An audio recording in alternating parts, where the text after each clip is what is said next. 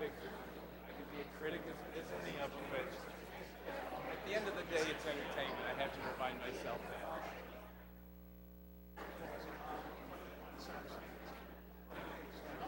Oh, day of life. Yeah, it's just part of our DNA. Not quite as much animosity, I hope not. I think the Cubs are going to end up with homing from the White Sox in the closer. I think the Sox will trade him for the deadline because they're going to want some value. He's going to have to Hap. They would like Hap. I think Ian Happ is somebody the Sox have looked at before and they couldn't swing a deal with him. From what I've heard on the inside there, who knows? If Comey's numbers stay up, the Cubs are going to need him. They need bullpen. They got enough bullpen. How are you, Jim? Good. Yeah.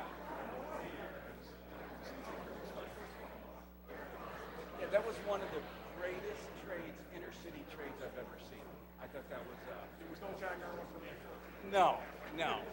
Everybody won on that trade. You know, I'm glad I'm glad they can work deals. You know, that it's just because you're on the opposite side of town, don't spit your fake your nose off. Who knows? You know what? Potential, I think. Q is worth his weight right now. But Cease is the whole key to me to that trade. Jimenez is a good young player. He's got a lot of talent, but it's pitching. It's all pitching. If Cease can be a 15-game winner, take that all day long. Oh, are you kidding me? I don't even want to go there. It's been such a grisly week. We've had a lot of issues with the township, and the consolidation, and it's fine. I just make sure I've got my opinions on it, and my opinions are a little different than I think there's consolidation, but I don't think. Anyway, I was into all this discussion. I've been in Springfield, voicing my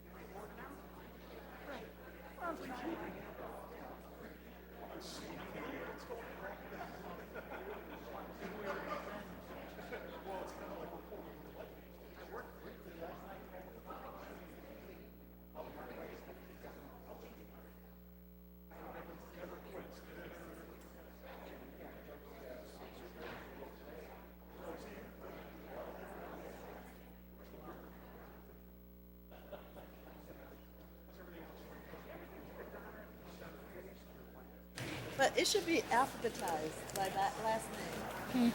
I agree. I think it should go by the importance of the district. You're in the 5th district. We're the engine of the city. You know that, right? Number one, right? How's it going? How are you? TR. We'd like to call this evening's meeting of the Peoria City Council to order. Welcome H. Wayne Wilson and his listening audience at WCBU as well as Cable Channel 22. Madam Clerk, the council microphones are open for roll call. Mayor Ardis. Here.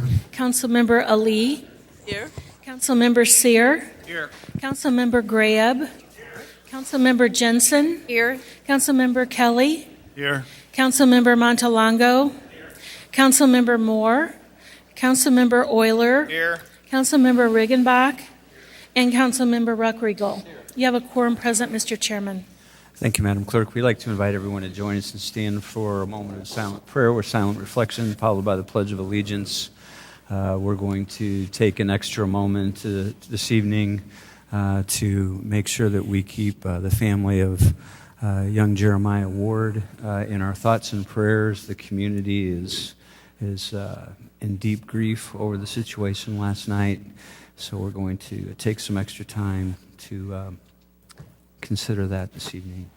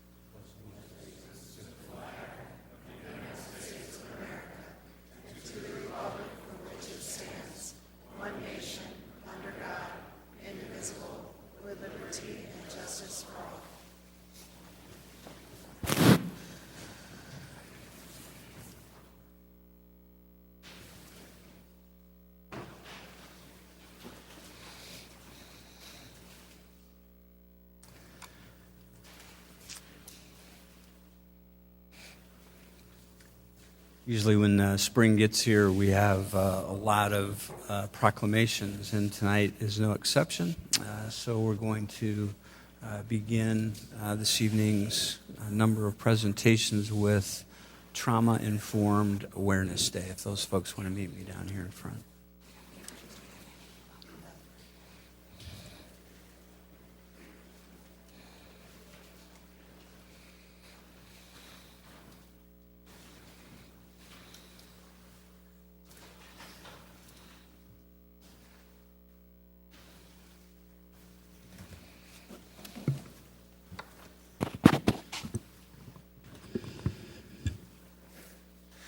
Do we have anyone here representing the Trauma-Informed Awareness Day?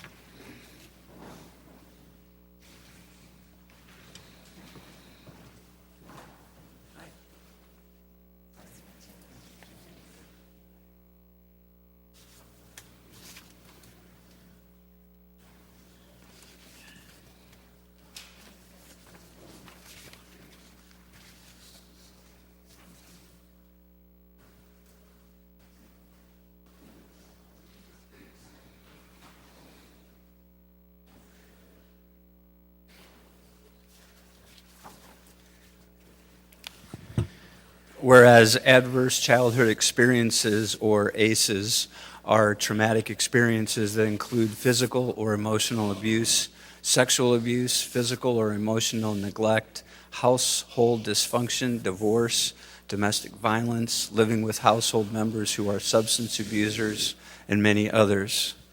And whereas prolonged stress in childhood by ACEs can result in toxic stress, which affects the development of a child's brain architecture and stress response systems. And whereas ACEs appear to be a root cause of many of our most challenging health and social problems, some of these can be transmitted from one generation to the next when there is a lack of adequate family intervention and support. And whereas trauma-informed care is an approach that can bring greater understanding and more effective ways to prevent, identify, and support children, adults, families, and communities who have experienced ACEs. And whereas trauma-informed care is a principle-based culture change aimed at recognizing strengths and resiliency while helping those who have experienced trauma. And whereas a trauma-informed Peoria enhances the ability of children and families to adapt, cope, and thrive despite trauma, while supporting the mental well-being of our community. Now, therefore, I, Jamardis, Mayor of the City of Peoria, do hereby declare May the 15th, 2019, as Trauma-Informed Awareness Day in Peoria.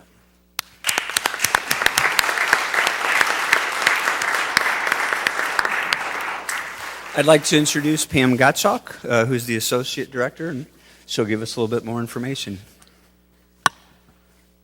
So Dr. Peter Levine is a pioneer in the study of trauma, and he has always said that trauma is the most misunderstood cause of human suffering.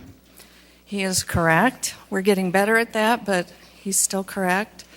So for us to become trauma-informed means that we as leaders in the community need to become more creative on the policies and the practices that we practice to ensure that we have a sense of safety, empowerment, and healing within our staff, number one, within our families, and within our community.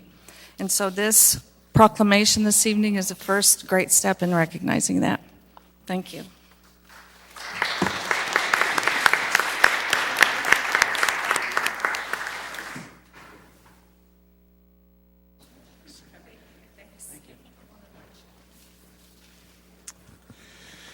Next, we have the long-anticipated retirement of Mike Lawless. So, Coach, you want to come down? Would you like your family to come too, or are you going to do this solo? Yeah, come on down.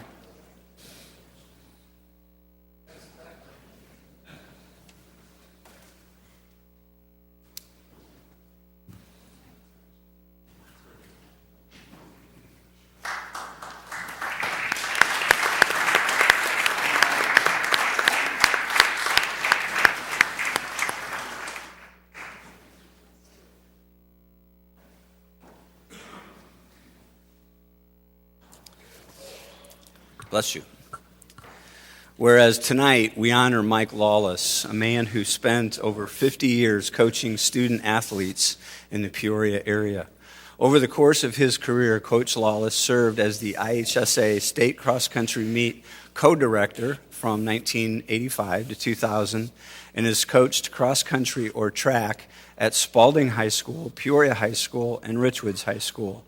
And whereas under his guidance, many students became record holders, including 3 shot put state champions, a long jump state champion, a Class 2A 300 meter hurdle champion, 19 individual IHSA state track medalists, 3 IHSA track medal-winning relays, and 2 all-state cross-country runners.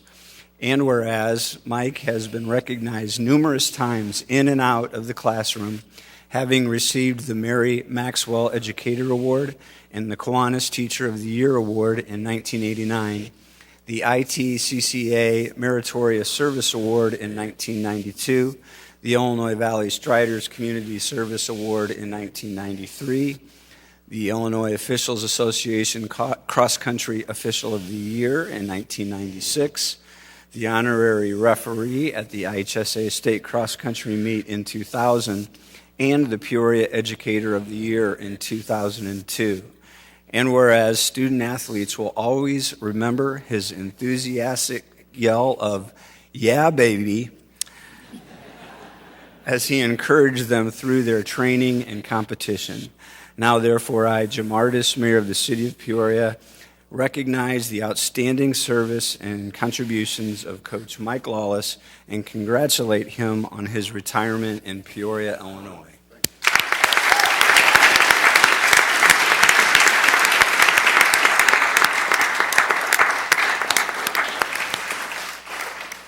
So I can take a little bit of liberty of a couple extra sentences because Coach Lawless was also coach and around Spalding when I graduated from Spalding. We all know that was a million years ago. I will believe this retired thing when I see it. I know that he's really trying hard, but I can tell you folks that it wasn't just the coaching and the teaching in school. Mike Lawless loves this community so much. We could have written 2 more pages in this proclamations about what Mike has done and continues to do in his spare time, especially geared towards youth and mentoring youth in our community. You probably see Coach and his wife running all over town. I see his wife running a lot more lately than I see the coach, but downtown, out north, you name it, we see him running around in the community. But this is a person and a couple that really give back to our community tremendously. So just because he's saying he's retiring, I know that we will continue to see him doing a lot of good things in the community, and we thank him for so many years of service to our students and the kids who really do need those types of role models.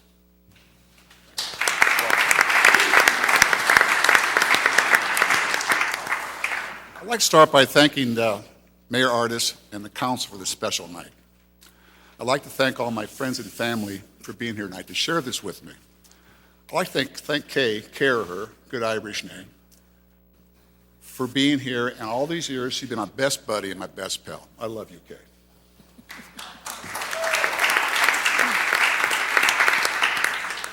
In 1968, I was hired to teach and coach at Lee Grade School.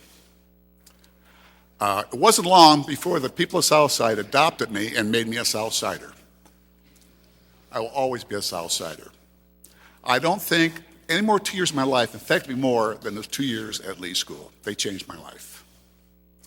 I went on to Spalding and would spend 5 years there. It was a unique place, hard to explain. It really is. Was it Camelot? I don't know. But it's a pretty unusual place. When I left there, I grew so much from my experience there as a teacher, coach, and person. I also left there with an Irish bride. I will forever be an Irishman. I went on to Richwoods for 7 years. I love Richwoods. I love teaching there. I love working there. I made so many dear, dear friends there and had great experiences there. When I left there, I took those with the memories. I also took along with the memory of having 3 children now. Following that, I would go to Peoria High School and have an affair with this lady for 35 years. She was born in 1856. Why did I love her so much? Diversity. Diversity. Kindness. Involvement. The people there meant so much to me. And today, tonight, I feel those folks with me, and I would really, really appreciate that. I guess most of all the kids have made my life so full. I'm so grateful. All the years I taught in the educational field, so many people impacted me. And when things got difficult, it just seemed like the right time.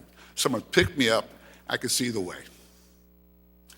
I've been involved 50 years in education. It's been a rewarding career. But most of all, it's simply been a lot of fun. I'd like to end with a prayer, if I could. Dear Lord, we know we're in difficult times.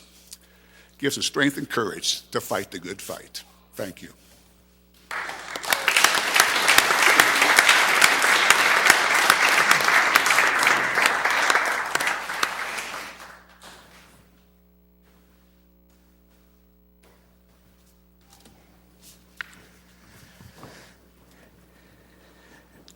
Next up is Poppy Days.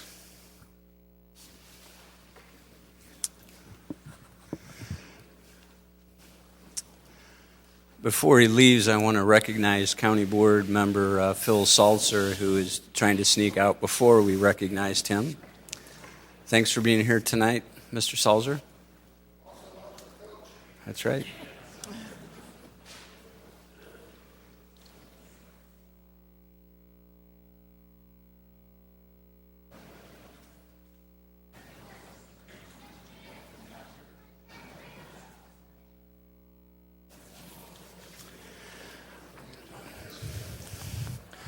Whereas America, the land of freedom, is preserved and protected by citizen soldiers who bravely sacrificed their lives for our country. And whereas Poppy Days are a time to honor those who have fallen while serving our great nation. The tradition of wearing the bright red poppy flower began in 1921 when it was first identified by the American Legion as the memorial flower. And whereas the poppy flower is worn as a symbol to honor the dead, while also representing a sign of hope and renewal for the living. All of the poppy flowers that are distributed among communities are assembled with pride by America's righteous disabled veterans. And whereas poppy flowers will be distributed throughout Peoria at Kroger stores, the Walmart on University, and both Hy-Vee stores from May 23rd through the 25th, from 8 a.m. until 6 p.m., the American Legion and the American Legion Auxiliary unite in their efforts to keep the memory alive of those who perished while serving, in addition to honoring those who served. Now, therefore, I, Jim Ardis, Mayor of the City of Peoria, do hereby proclaim May the 23rd through the 25th as Poppy Days in Peoria, Illinois. Al or Bill, who's going to give us some more information about Poppy Days? This particular poster is the one that won the Poppy poster this year. 8-year-old kid drew this. Use the microphone. 8-year-old kid drew this from Southern Illinois that won the Poppy poster this year. I'd like to see the kids in Peoria draw it, but they have no art classes and stuff here, so I can't get it in school, the thing to draw it and stuff. One day, maybe we will. That's about all I got really to say. So. On behalf of post number 2, I'd like to thank everybody for this proclamation.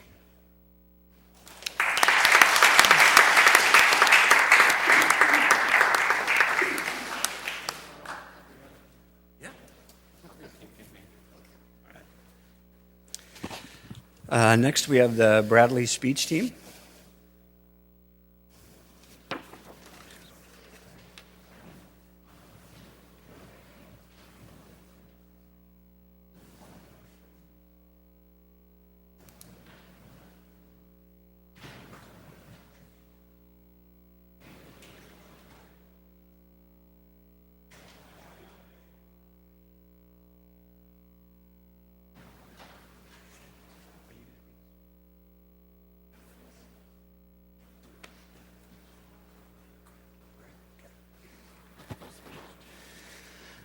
Whereas the Bradley University links academic excellence, experiential learning, and leadership development with an entrepreneurial spirit for a world-class education, and as such produced a legendary 2019 speech team. And whereas the Bradley University speech team concluded a year of hard work and dedication with a perfect ending to a demanding season, thereby setting and continuing a record of success that is unmatched by any other forensic or academic program in history. And whereas the Bradley University speech team received the 2019 National Forensics Association Founders Trophy, and whereas the Bradley University speech team continues its record as the most successful speech team in the United States. And whereas the Bradley University speech team brings national recognition and honor, not only to Bradley University, but also to the Peoria community. Now, therefore, I, Jim Ardis, Mayor of the City of Peoria, do hereby recognize and congratulate the Bradley University speech team in Peoria, Illinois.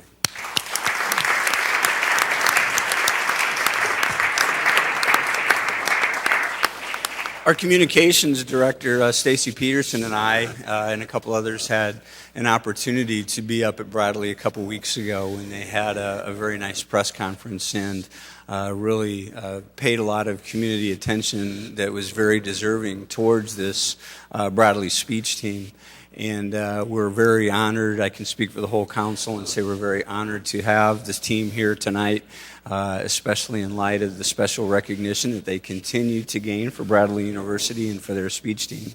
And now I'm going to ask Greg to come up and say a few more words and perhaps introduce the rest of his team. Hi, my name is Greg Huber. I'm the acting vice president of the speech team. We wanted to thank the council for letting us come here, especially Councilwoman Ali. She's come to a couple of our showcase events before.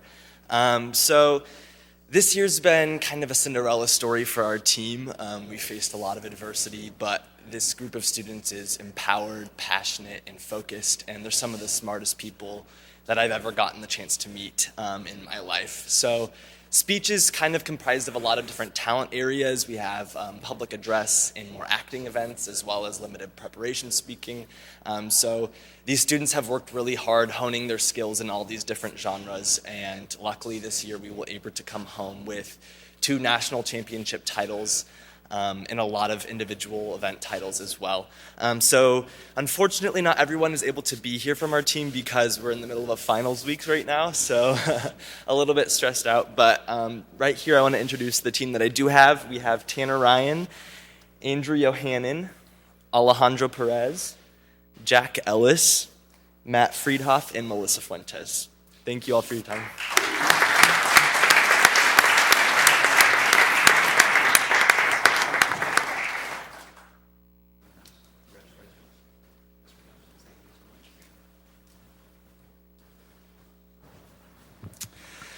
Next, we have Middle School Skills USA.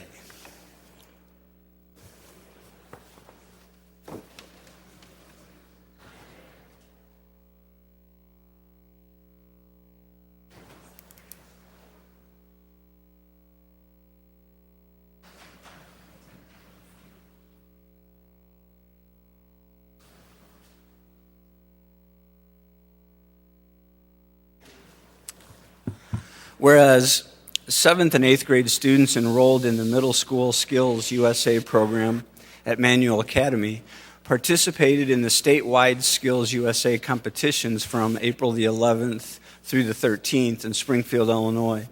And whereas the Middle School Skills USA program provides career education that teaches personal and workplace skills to prepare students for their futures. And whereas the Carver Community Center, with funding from the Heart of Illinois United Way, has operated the Middle School Skills USA program at Manual Academy for the past 2 years. There are only 6 Middle School Skills USA programs in the entire state of Illinois. And whereas the students submitted 3 projects to the statewide competition, 1, a community service literacy project studying 3 to 5-year-old children who are enrolled in the Head Start program at Manual High School. 2, a CPR first aid project, and 3, a creative photography project. And whereas the Carver Center Middle School Skill USA program at Manual won first place in all 3 competitions. Now, therefore, I, Jamardis, Mayor of the City of Peoria, do hereby recognize the academic excellence exhibited by the students participating in the Middle School Skills USA program.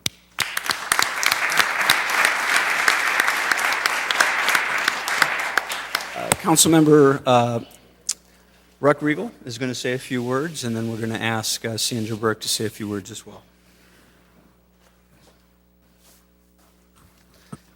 Councilmember Moore had reached out, and she wished she could have been here tonight.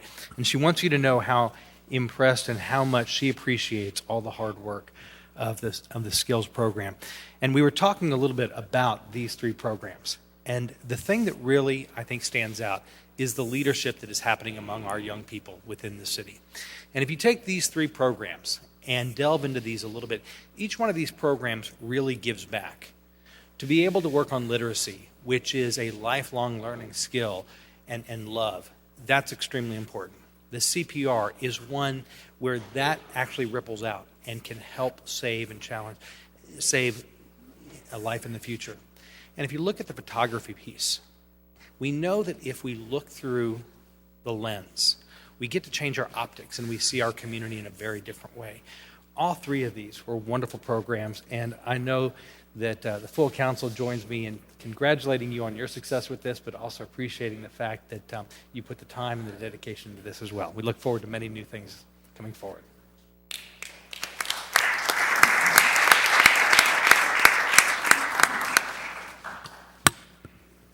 Good evening. We are so proud of these 3 young ladies here. A couple of years ago, we took the whole group of Skills USA students, about 50 students enrolled in the program, to Springfield to see the competitions.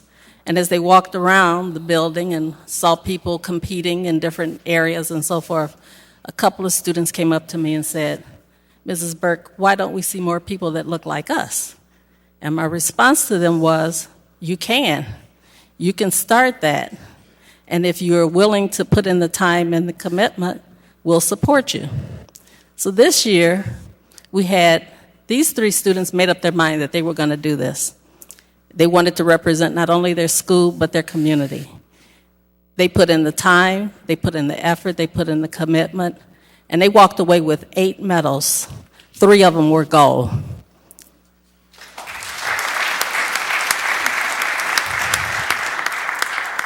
We couldn't have done any of this without the support of volunteers in the community that mentored them, and their parents that's also supported them. And I'd like the parents to stand up if possible. Just stand up.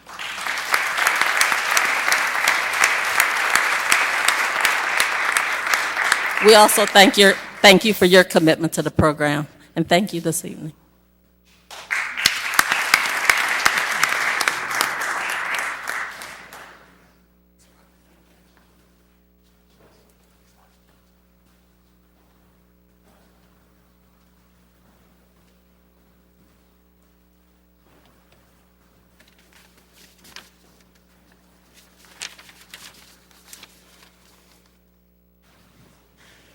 Next, we have National Public Works Week.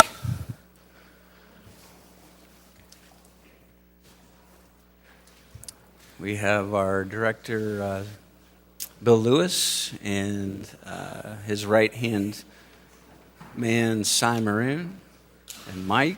Looks like we got the whole crew coming in.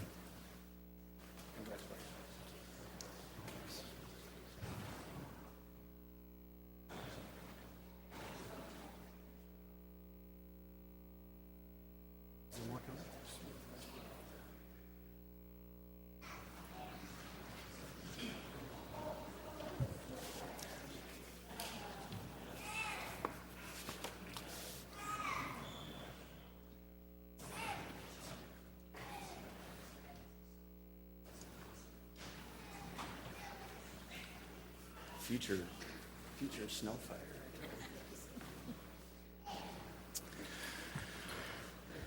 Whereas public works services provided in our community are an integral part of our citizens' everyday lives, and whereas the support of an informed citizenry is vital to the efficient operation of public works systems and programs such as stormwater, sewers, urban forestry, streets and alleyways, public buildings, fleet maintenance, green infrastructure, flood response, and solid waste collection. And whereas the quality and effectiveness of these systems, as well as their planning, design, and construction, are vitally dependent upon the efforts and skills of public works officials. And whereas the efficiency of the qualified and dedicated personnel who staff public works departments is materially influenced by the people's attitude and understanding of the importance of the work that they perform. And whereas the American Public Works Association recently recognized public works departments and their employees as first responders, therefore the health, safety, and comfort of this community greatly depends on their services.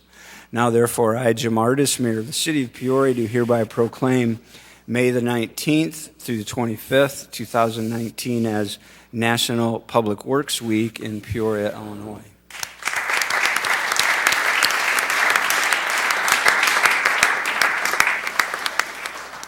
So I think Bill and Cy probably want to say a few things, but maybe just quickly before they do, sometimes we take for granted public works. We think it's just about roads. And when we mention the whole list of things that enter into the scope that these men and women perform on a daily basis, it's really pretty incredible. And don't take the public safety part of that lightly, because there's so many times, whether it be in the middle of winter or in the spring, when we have floods like this, the jobs that they do really are important to protect the public safety. So it really is, I think, important that we recognize Public Works Week around the country. We recognize the importance of the jobs that these men and women do to protect us and keep us safe and provide for good transportation around our community. We know how busy they are right now trying to get our streets back in order after a brutal winter. And in between sandbagging and the other things that they're doing, they are doing a good job of trying to catch up on a lot of that road work. So on behalf of the council, we would like to thank Bill and Cy and their team for all they do for us, and congratulate them on the Public Works Week next week.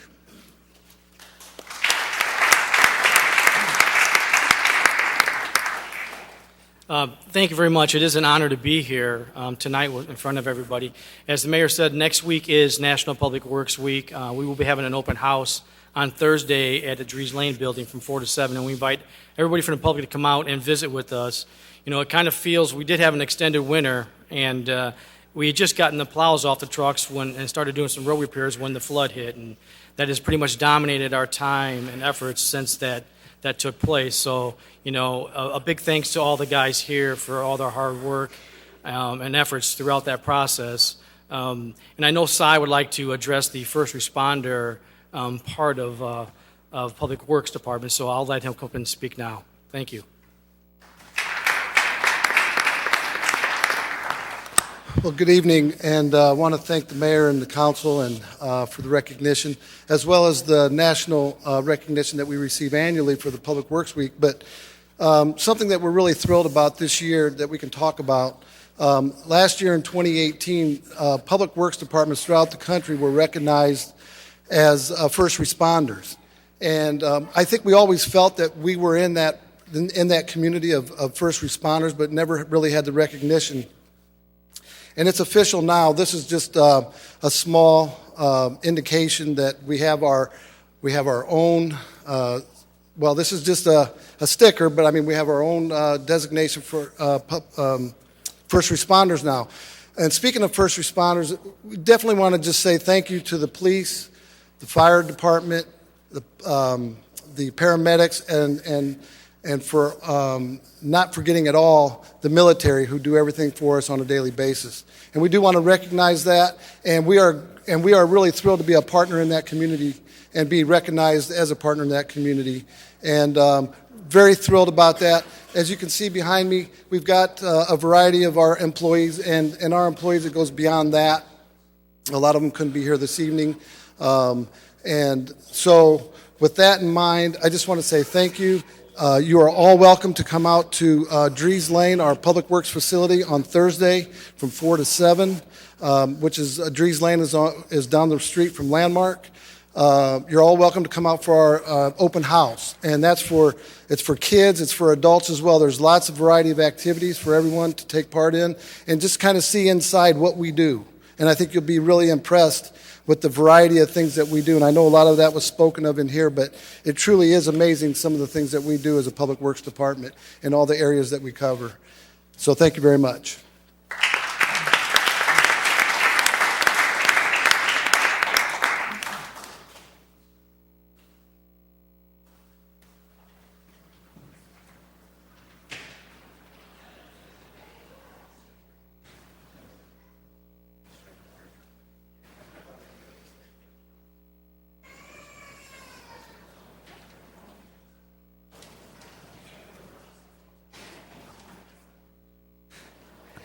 Last but not least, we have Peoria Public Schools recognition.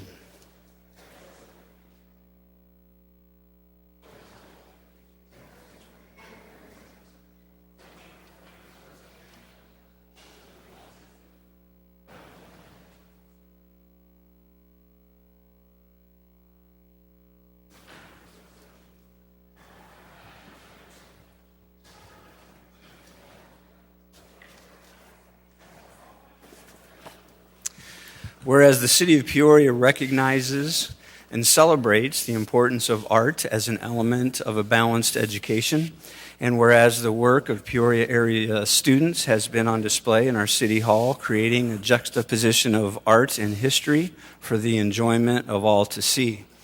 And whereas students from Roosevelt Magnet, Peoria High School, Manual Academy, Lindbergh Middle School, Lincoln K-8, Keller Primary, Thomas Jefferson Primary, and Harrison Community Learning Center, K-6, exhibited work in a variety of mediums, and whereas the City of Peoria applauds the dedication of educators who recognize the importance of art in the betterment of education, and whereas the City of Peoria celebrates the work of students who use their creativity to interpret the world around them.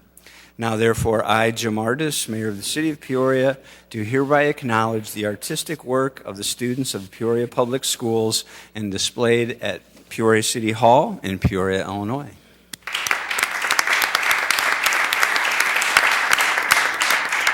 We're going to ask Lisa Gifford to give us some more information.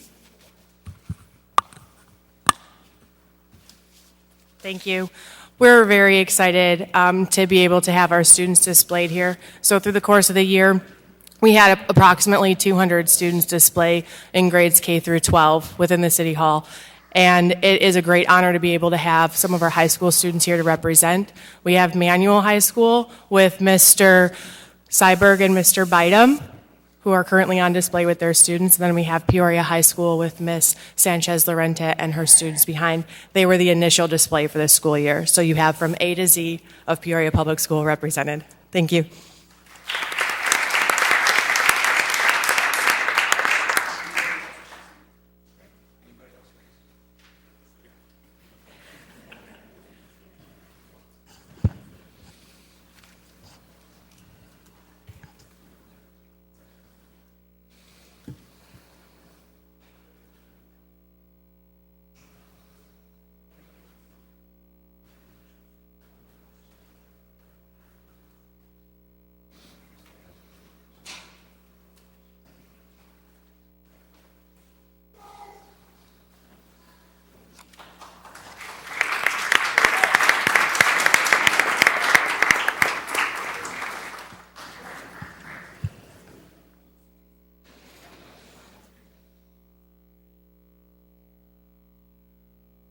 Councilmember Reckriegel. Mayor, I move to approve the minutes of the regular City Council meeting held on April 23rd, 2019, and the special City Council meeting held on May 7th, 2019, as printed. Seconded by Councilmember Graham. Are there any changes to the minutes? Seeing none, please cast your ballots.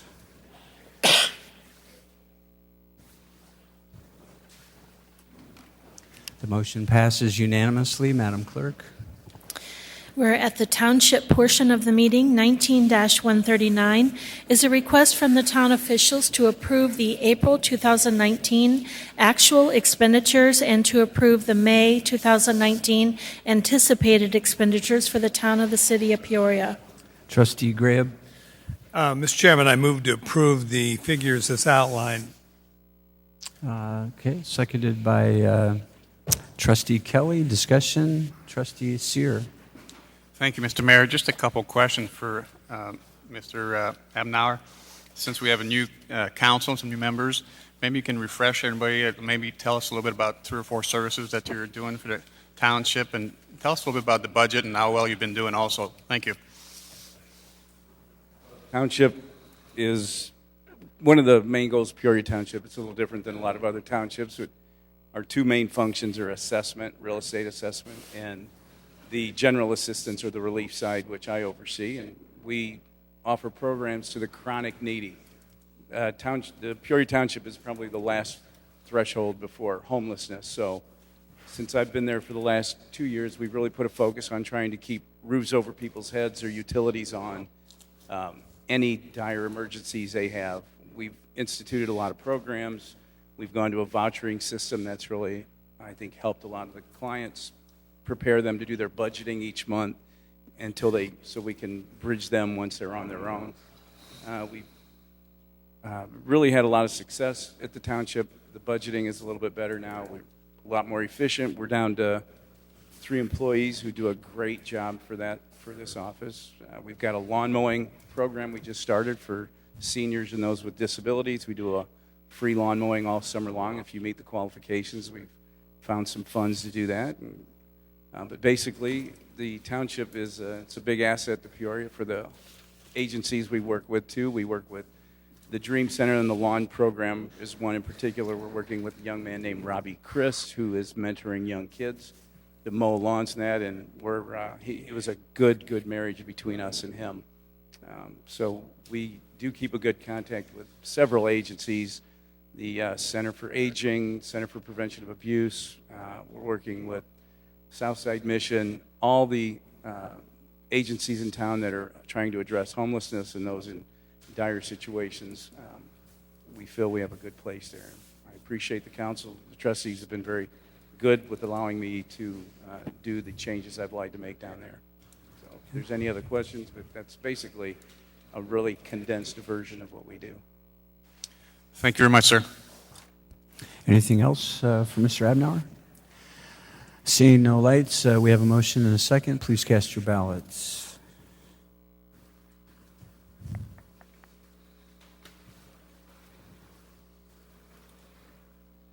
The motion passes unanimously. Madam Clerk.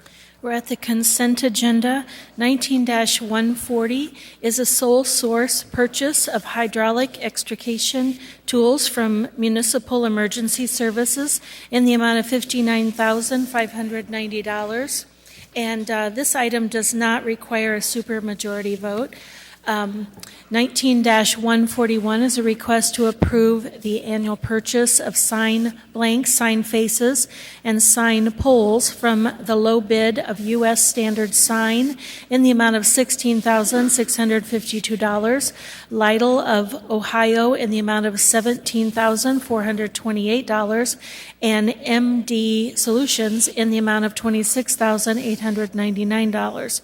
19-142 is a request to authorize a change order number 1 for a 1-year extension of the 2018 storm sewer lining contract with J.C. Dillon to February 7th, 2020, and to authorize the city manager to execute the change order for a total budget amount of $200,000. 19-143 is a request to approve a 1-year renewal of the existing liability coverages with Argonaut through Arthur J. Gallagher Risk Management Services in the amount of $167,471. Add cyber liability coverage with ACE Insurance in the amount of $13,784.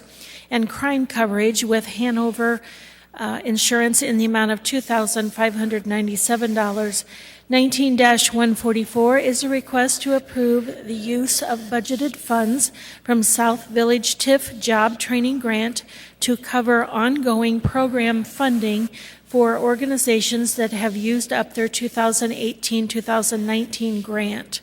And 19-145 is a request to approve the site application for a Class B restaurant 50% food liquor license with on-site consumption and retail sale of alcohol at WW Ventures LLC, DBA Shelton's on Prospect, 3504 North Prospect, contingent upon compliance with all building code requirements and issuance of a certificate of occupancy with a recommendation from the Liquor Commission to approve, and that completes your consent agenda.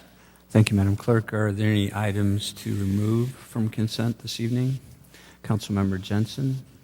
Thank you, Mr. Mayor. 19-143 and 19-144. 43 and 44. Any other items to remove from consent? Seeing none, we have a motion to approve the remaining items by Councilmember Riggenbach, seconded by Councilmember Euler. Please cast your ballots. The motion passes unanimously. Madam Clerk. 19-143 is the request to approve a renewal of the existing coverage with Arthur J. Gallagher Risk Management Services. Councilmember Jensen. Thank you, Mr. Mayor. I just I pulled this because I wanted to have the city manager to explain how the insurance works with us being self-insured. If you could just explain that for the general public, because I get questions about it a lot and it's a bit confusing. What I'd like to do is maybe ask our risk manager, Ed Hopkins, to come forward and just explain how we manage our liability insurance and what our coverage lines are, and he can just give you a quick summary of that. Good evening. Actually, the city is self-insured up to the first $1 million. So what we carry is excess coverage. For anything over the first $1 million, or anything over the initial $1 million is on the city's dime, and then the insurance kicks in at that point. So we carry various different lines of liability coverage, and we have underlying coverages on each one, as well as an $11 million umbrella on top of the existing lines of coverage. So again, so any type of claim that comes in for the city is self-insured for the first $1 million on any claim. And then we carry only excess coverage. So just to clarify for the general public and people listening, what that means is if we have any liability litigation or lawsuits, up to the first $1 million of claims against the city pays out of our regular budget, not through this insurance coverage that we're being asked to approve today. That is correct. Thank you. Approve. Okay. Motion to approve, seconded by Councilmember Ali. Further discussion, Councilmember Kelly. Just one further question along those lines. Do those insurance companies administer that part of our coverage that is self-insured, or do we administer that? We have a third-party administrator called Vericlaim Incorporated, which is a division of Sedgwick that manages our claims, and they handle the claims, and they report all claims directly to the insurance company on our behalf. And does that go for the excess coverage as well? Yes. Okay, thank you. Further discussion on this item? Seeing none, we have a motion and a second. Please cast your ballots. That motion passes unanimously. Madam Clerk. 19-144 is a request to approve the use of budgeted funds from South Village TIF job training grant. Councilmember Jensen. Mr. Mayor, first I pulled this to ask a question and also to highlight what we're doing here. I'm a huge proponent of the city job training programs, and I'm glad to see that we're starting to use some of the TIF money to support these programs. And when they came here, I think 2 representatives from 2 of the organizations gave us a report about a month or so ago on what they use the grants for and how successful they're being. My question for, I guess, the city manager is with this additional $25,000, how are we going to select which organizations receive that money? Is it going to be just a first come, first served basis, or is there a plan?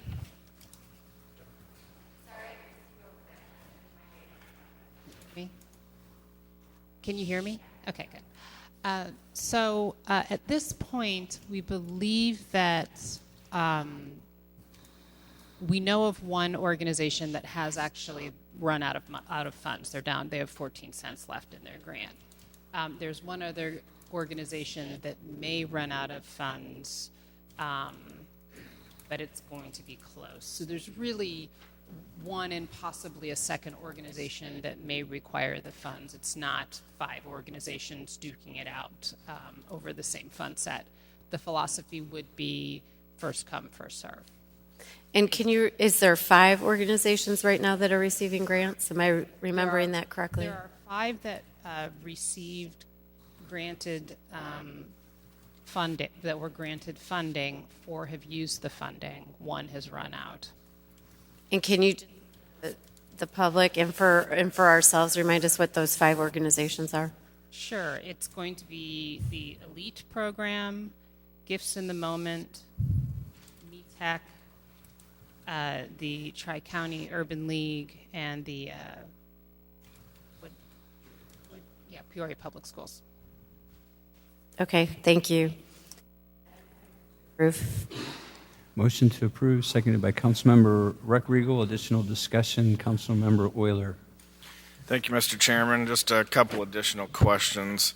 What has caused them to run out of funds, and how long are these additional funds expected to last, and what for? So the organization that ran out of funds had 2 grants supporting their program, and 1 grant ended before ours did. So they had an unanticipated by us, increase in the amount of funding they were going to require to continue. We are currently prepared to release an RFP for the next round of this program in the next week. Start out with final internal reviews before we release it, and expect responses then by June 12th, I believe, is our target date, which means that we'll be able to come back to you within the quarter to resolve the next round of funding. And so we expect this amount of funding to last through that decision cycle. Thank you. Thank you. Any other questions on this item? Seeing none, we have a motion and a second. Please cast your ballots.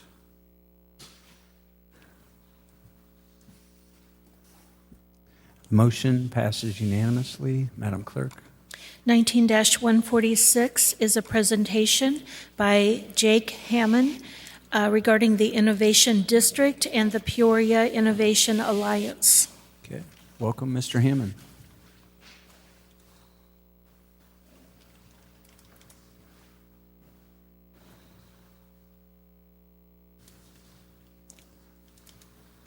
All right. Mayor, Council, thank you for having me tonight. I'll try to keep this brief, but I end up being a little long-winded, so if I'm going too long, just throw me the sign. So First, before we get started, I wanted to show a quick video. It's only a minute long, just to kind of set the stage for the discussion.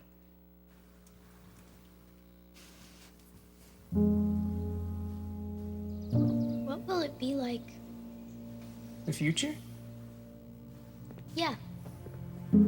Well, cars will drive themselves. Your clothes will save the ocean. How? They'll be made by plants. Glasses will be used to train surgeons. You may even be CEO. Really? If you work hard enough. When does it start? It already has.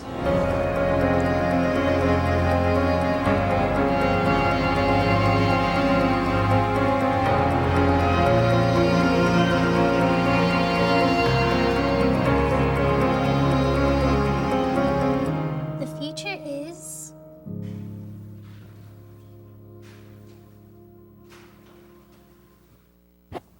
So I just want to say a special thanks to TJ, who's in the crowd tonight. He was the producer and director for this video. Brought a great crew in, actually, from Hollywood to help us kind of shoot that video for our launch event that we did a couple weeks ago. So real quickly, I just want to kind of give an overview of what we're doing and kind of how this came about. This is a quote that I made the day back in February of 2015 when Caterpillar said they were keeping their world headquarters here, around seeing meaningful change happen in our region. Interestingly enough, Mayor also said this, that he'd like to urge the business community not to be complacent. I think, Nick, you quoted that in the paper that day. But unfortunately, as we all know, that kind of hasn't happened. We have remained complacent in some regards, and we've kind of reached this point of kind of uncertainty and what are we doing. So the why for this initiative and this movement, really this exit of CAT's headquarters, the business climate in Illinois, it's provided this sense of uncertainty for our region. We have made a lot of progress, and I think that's even more evident today than it has been. We're continuously seeing things in the news about new developments, new initiatives going on, which is fantastic. But I think one of the key things that you see here is this narrative of our region, right? If you go to Chicago or you go anywhere else and you tell them you're from Peoria, you're typically met with a negative response. What we're aiming to do is, at least in our part, in terms of innovation and entrepreneurship, we're trying to change that narrative and highlight and promote the positive things that are going on in this area. We had an event a couple weeks ago. I know some of you were able to attend. We had 250 people there. We highlighted and showcased some of our companies. All the video that you saw was all shot here in Peoria, of course, minus the ocean. Everything else was shot here in Peoria with our companies that we have just here in our backyard. So what we're aiming to do is reestablish our region as this aspirational community known for our history in R&D and innovation. We have a deep-rooted history in that, and we just don't talk about it a lot. And the what is, we didn't aim to go create another organization necessarily, but more of a movement by which our region can share that history, promote our progress, do more events and programming, create a seed fund, an accelerator, all those types of things to really help enable and empower this next round of innovators and entrepreneurs that are calling our area home. So we have 5 pillars of success. I'll just run through these real quickly. Events and education, a fund, a Key Start accelerator, a smart city effort, which is where we'll spend a little bit of the time, and national storytelling. So we're focusing on industry clusters. As you know, there's a lot of activity happening in this space. You know, we've been doing a lot in this space outside of just manufacturing for many years with what's happened with autonomous stuff in Morton, as well as the effort that IngSing is working on downtown with this autonomous mobility program. And of course, Caterpillar, right, and their deep-rooted history in autonomous mining trucks. We have expertise here that you can't find anywhere else. E-commerce, I know many of you were part of BumpBox's event on Friday. We have a unique opportunity to attract other companies like BumpBoxes to the area because of our location in the nation, as well as our expertise in supply chain, logistics, those types of things. Healthcare is a given with OSF's recent announcements of downtown and their headquarters, as well as the Innovation Hub. There's a lot of activity and a lot of interest in creating companies and opportunities around healthcare. Sustainable materials, if you are or aren't familiar with natural fiber welding, that's located in the old Firefly building down on Galena Road. They're doing some amazing things. The quotes that are being made about them are pretty impressive in terms of comparing them to large-scale corporations that are producers of plastic They're an alternative to plastic that they're now being compared to them and have a huge potential here in the region. And then, of course, agriculture with the Ag Lab, precision planting, those types of things. So in most cases here, we're leveraging things we know. We're not trying to create new industry. We're leveraging the expertise and the people that we have here in the region to build on these industry clusters. So real quickly, the thing tonight that I wanted to bring to your attention was this proposed plan for what we're calling the Smart City Peoria effort, as well as Open Peoria. Ruben Cummings is here in the audience. I don't know if you know Ruben's story, it's incredible. I'll let him tell, I won't steal his thunder, but Ruben was a manual grad, went to MIT, and just moved back to the area about a year ago, correct, Ruben? That is kind of leading this charge in terms of how do we work with the city and work with some of the other organizations and entities to pull together this open data initiative. So the key pieces to this are, the first thing is trying to establish an innovation district in the central business district. And I'll get into that in the next slide in terms of what that looks like. The second piece of this is to actually leverage a model that's been done elsewhere and worked before. We have some interesting ties to Dallas. A good friend of mine that spoke at our event, Trey Bowles, his grandmother is Harriet Swagger, if you guys know her. He's the head of the Dallas Innovation Alliance as well as the Dallas Entrepreneur Center. A good friend of mine that has done some really cool stuff in Dallas and is willing to partner with us and bring a lot of their activities and efforts and learnings here to the Peoria area because he has a vested interest in this community. What we're looking to do is leverage their model, which they bring with them partnerships with AT&T, Cisco, AECom, those types of companies. We're working closely with Anthony Corso and the innovation team. How do these efforts kind of align with what they're working on? How can we better support them? How can they support us? And then also partnering with NextMobi on this autonomous initiative. So what is an innovation district? It's defined as a place-based urban development strategy that aims to regenerate an underperforming downtown neighborhood into a desirable location for innovative and creative companies and workers. So this is the area that we've proposed and defined as a potential phase 1 innovation district.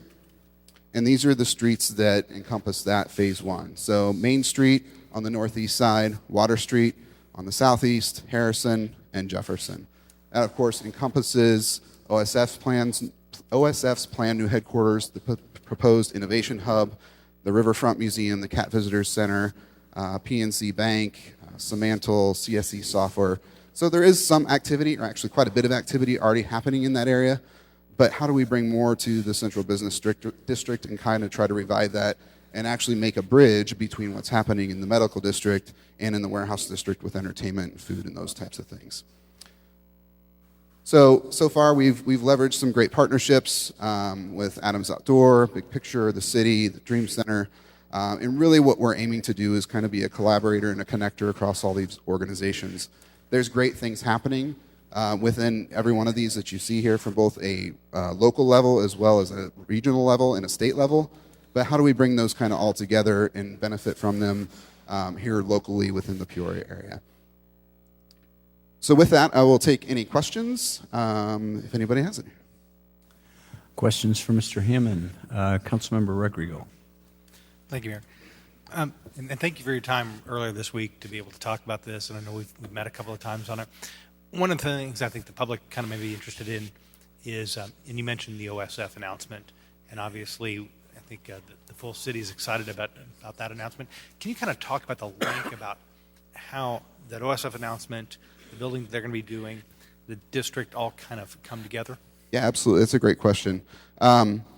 So OSF has announced this innovation hub within the old ICC North, or ICC building, we're in active discussions with them. They actually we're working with a consultant out of Chicago. His name's Tom Alexander, who ran their large co-working space called 1871.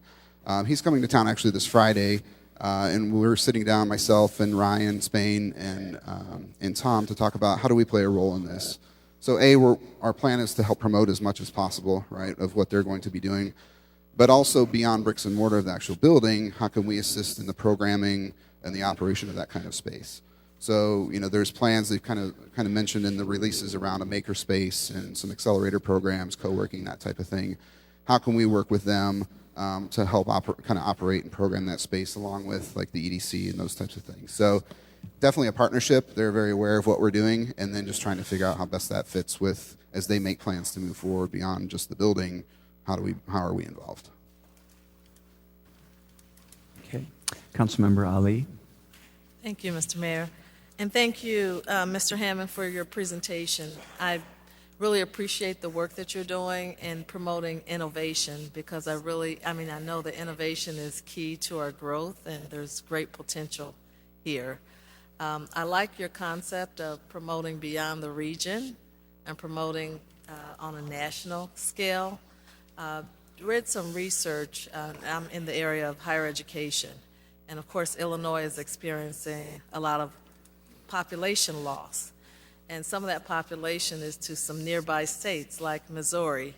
We know that Missouri, many of our college students are going to college outside of Illinois, and Missouri is marketing. I saw a commercial this morning. I saw one last week where Missouri is just marketing for people to come to St. Louis and other parts of Missouri. So I like the idea about marketing on a national scale. And I'm glad to hear that you are in communication with the OSF Innovation Hub, because, working, I think, in collaboration and leveraging those partnerships is key. So the question I have is related to smart city. And smart cities involve technology, right? Technology is the big key.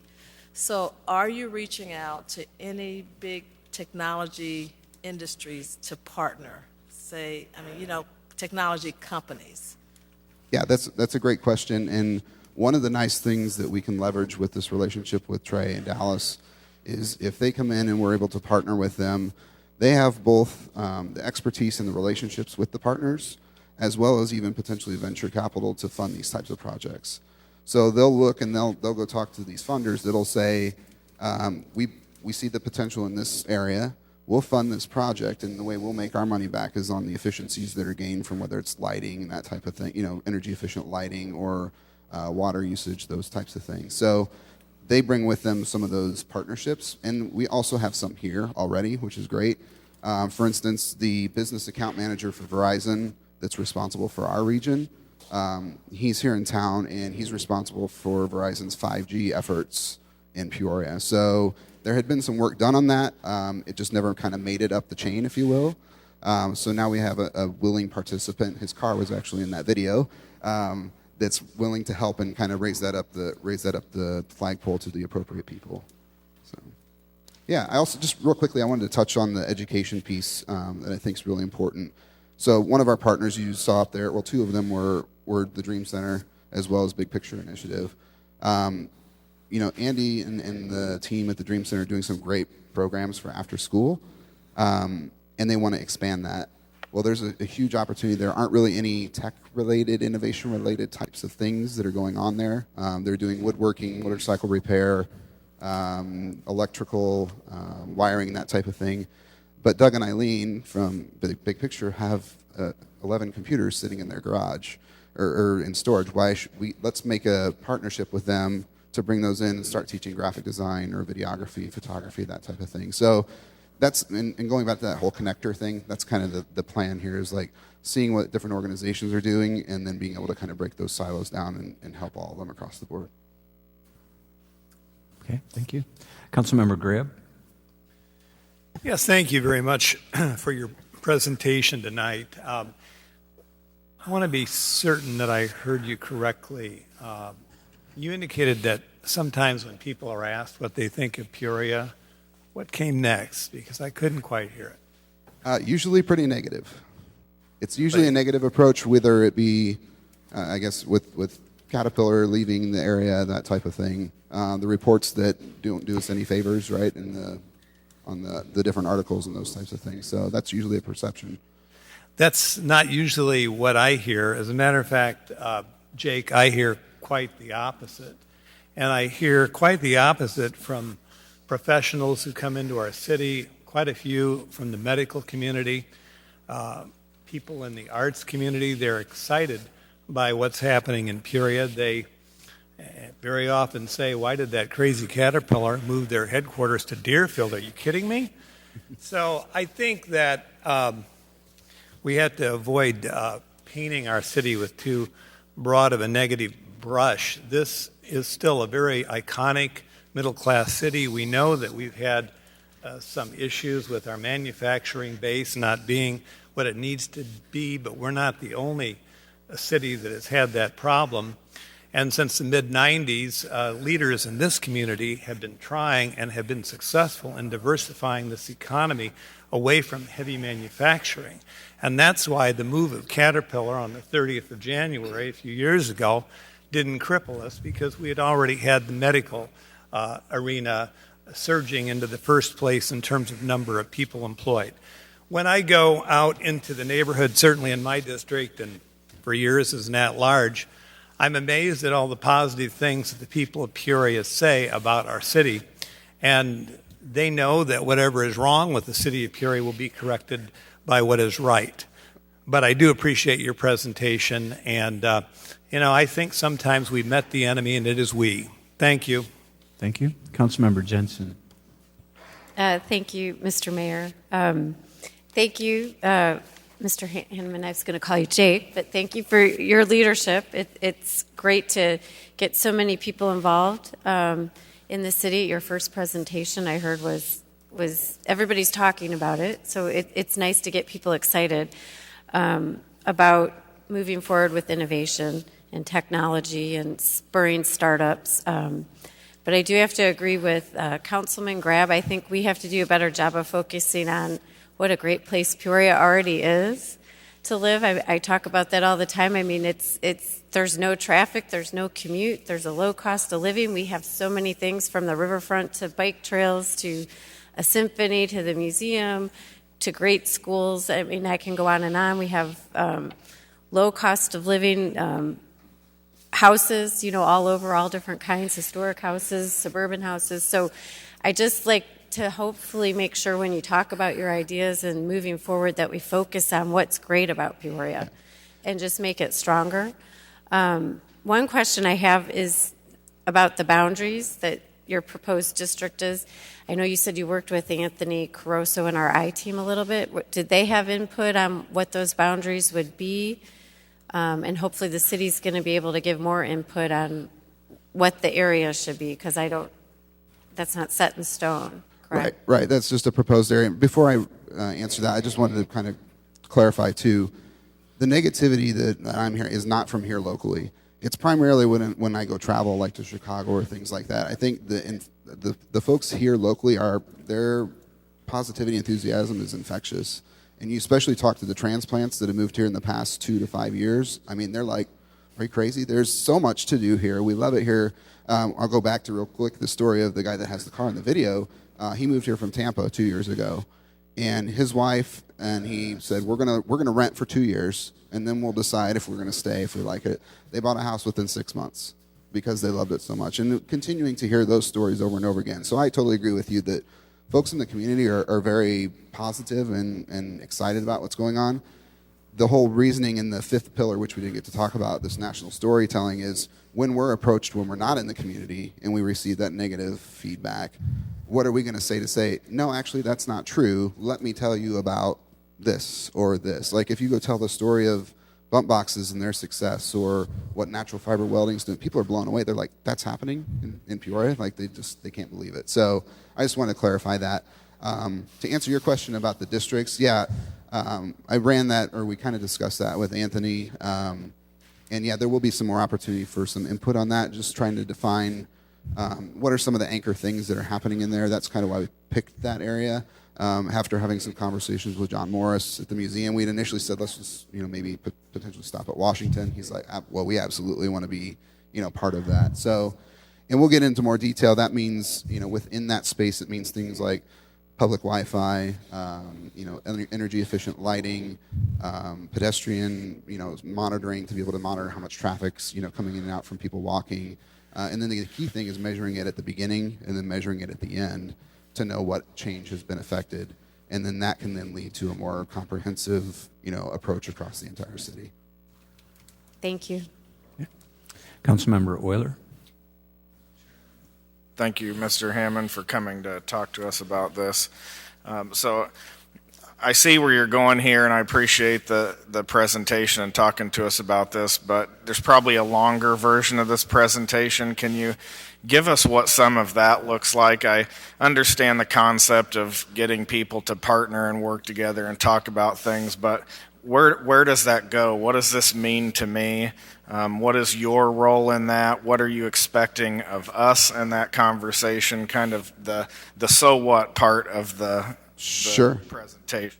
No, that's a great question. Yeah, and anytime anybody is willing to talk, I'll gladly give the full spiel, which takes a half hour or so. But one of the key things, if you look at, there's a movement for it's called ecosystem building. Essentially, I'm an ecosystem builder is kind of the role that's been coined by the Kauffman Foundation out of Kansas City, of folks that are trying to do this to build the connections between people. And then it goes beyond that of hosting events to have collisions, so that somebody that might not talk to somebody else has an opportunity to be in the same room and meet somebody to potentially spur an idea or help them grow their business. So that's the first pillar. And also involved in that is the plan that we have to do an event in Chicago to really showcase Peoria in Chicago, to go rent out a co-working space up there, partner with the state, and say, hey, look at us, look at Peoria, invite their investors, invite their developers in and say, there's good stuff going on down here, come meet us, and then make a trip down here to see what's going on. The second piece is an actual fund. We've talked about this for a long time. This will actually be broken off as a separate entity. But trying to raise, we don't have a lot of seed capital for companies to get started here. We have the angel investors, and we also have traditional banks and that type of thing. But we're lacking a source of funding for companies to kind of get off the ground. I think some of that was represented yesterday with DCO's presentation of these opportunities for minority-owned businesses. About 200 people in the room. There's a desire for funding to get things off the ground, and we just don't have that. The third piece is this accelerator, which is a method by which you can take those funds and help actually just grow companies. And that's where those industries come in, where we take those industries and spur companies, let them partner with existing entities like OSF in town to say, OSF's trying to solve this problem. Mr. Startup or Mr. Entrepreneur, can you help me solve that? And we'll give you access to all these resources at OSF to help you grow. The fourth piece is the smart city piece we talked about, and the fifth is the national storytelling piece. So how can we get the word out about all these great things that are going on a regular basis, both regionally and nationally, to draw attention to the good things happening here? Thank you. All right, Councilmember Kelly next. For your present, I thought it was have a couple questions, short questions, maybe long answers, I don't know. The Innovation Hub, the 16 block area, I think, are you looking to have installed further infrastructure from beyond what is there now that would facilitate more innovation? So the way that it works within within an innovation district, you identify places to put, extra things. So whether it be replacing fixtures and lights to enable them with smart bulbs, or you're installing antennas for Wi-Fi on buildings, those types of things. Yeah, there's some different, they would be identified and kind of work through and say, here's the 6 categories of things we're going to do. What's happened in Dallas, which is what I'd love to see here, is they actually prepared a donation agreement between their Innovation Alliance and their city.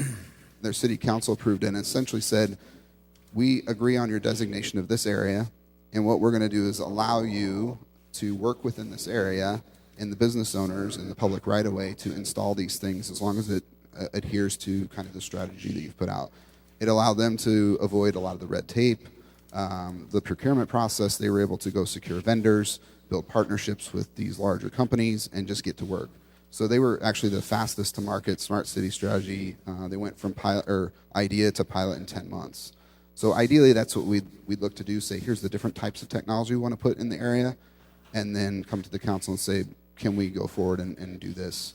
And then bring the results back and say, here's the ROI that we bring, and here's how you could implement this across the rest of the city. Other other infrastructure providers would also be approached, right?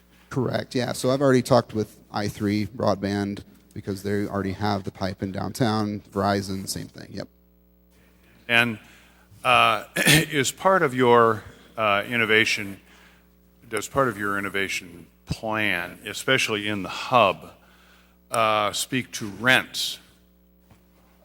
I know in Portland and some other cities, there were buildings or small areas where rent was very low. These were unoccupied spaces. These were spaces that, nobody really wanted anyway, and rents became very low, and it did attract quite a few people. They consider that in Portland the very beginning of their revolution, which now is, everybody looks to Portland, oh, they're wonderful. Well, they started out losing all their industries. And so yeah, that's a great model. San Diego's done a very similar thing in downtown, and that's part of the district, and also this collaboration with the OSF's hub. Is if the intent there is to send companies there to get started and going, and it's within the opportunities. Where are they going to go when they graduate, per se, or finish there? Well, in cities like that, yeah, they've taken empty buildings. I think, I don't know how empty One Technology Plaza is, but that, maybe the PNC building, whatever's in the district, and say, yeah, we're going to do that graduated rent from the first floor up. So start really low as you're 1 or 2 people or a team of 3. As you grow and start adding people, you start moving up, and your rent starts to increase, that type of thing. And really, it becomes this model that you have after they've graduated, they've got a place to go and grow. Thank you. You're welcome. Okay. I had Councilmember Montalongo next. Thank you, Mr. Chairman. Jake, very nice presentation. Thanks for the emails. Sorry I've not been able to meet with you here. I've been busy traveling the last few weeks here. Got a couple more weeks here, but I do plan to meet with you. I'm sure the mayor's told you we've kind of got a smart city initiative going already here, so that's good. I was happy to see that as one of the pillars in your presentation. Absolutely agree with having to reach out to other, see what other places are doing throughout the U.S. There's a lot of great things going on from, everybody's got their own little spin on innovation and what they're doing to bring products to the market. I've seen some really cool things going on from NASA and the U.S. Air Force, for example. So that I'd like to share some of those stories with you. And actually, my colleagues asked all the questions that I was going to ask you here. So, but I guess, lastly, and I know from our city's perspective, we have, I think there's a bit of innovation going on throughout our city.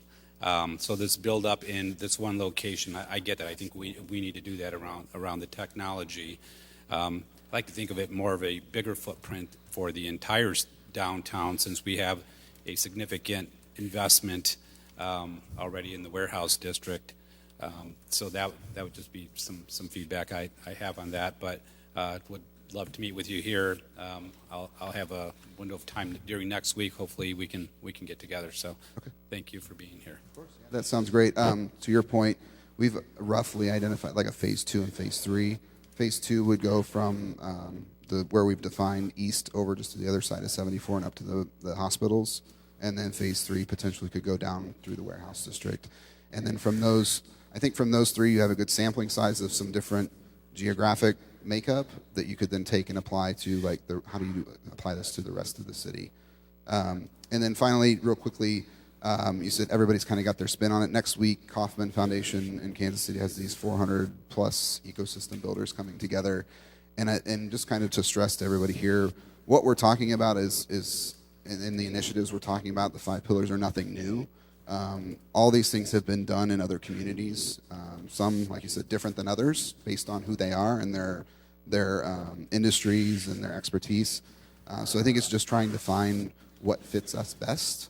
And if something doesn't work, I think the understanding too that some things are going to not work great. And it's just kind of try, just like it is with a startup, right? Just kind of try again till we find something that fits. So we've got a great resource and network of people in other communities that have done this. So we always have people to call if we need help, which is great.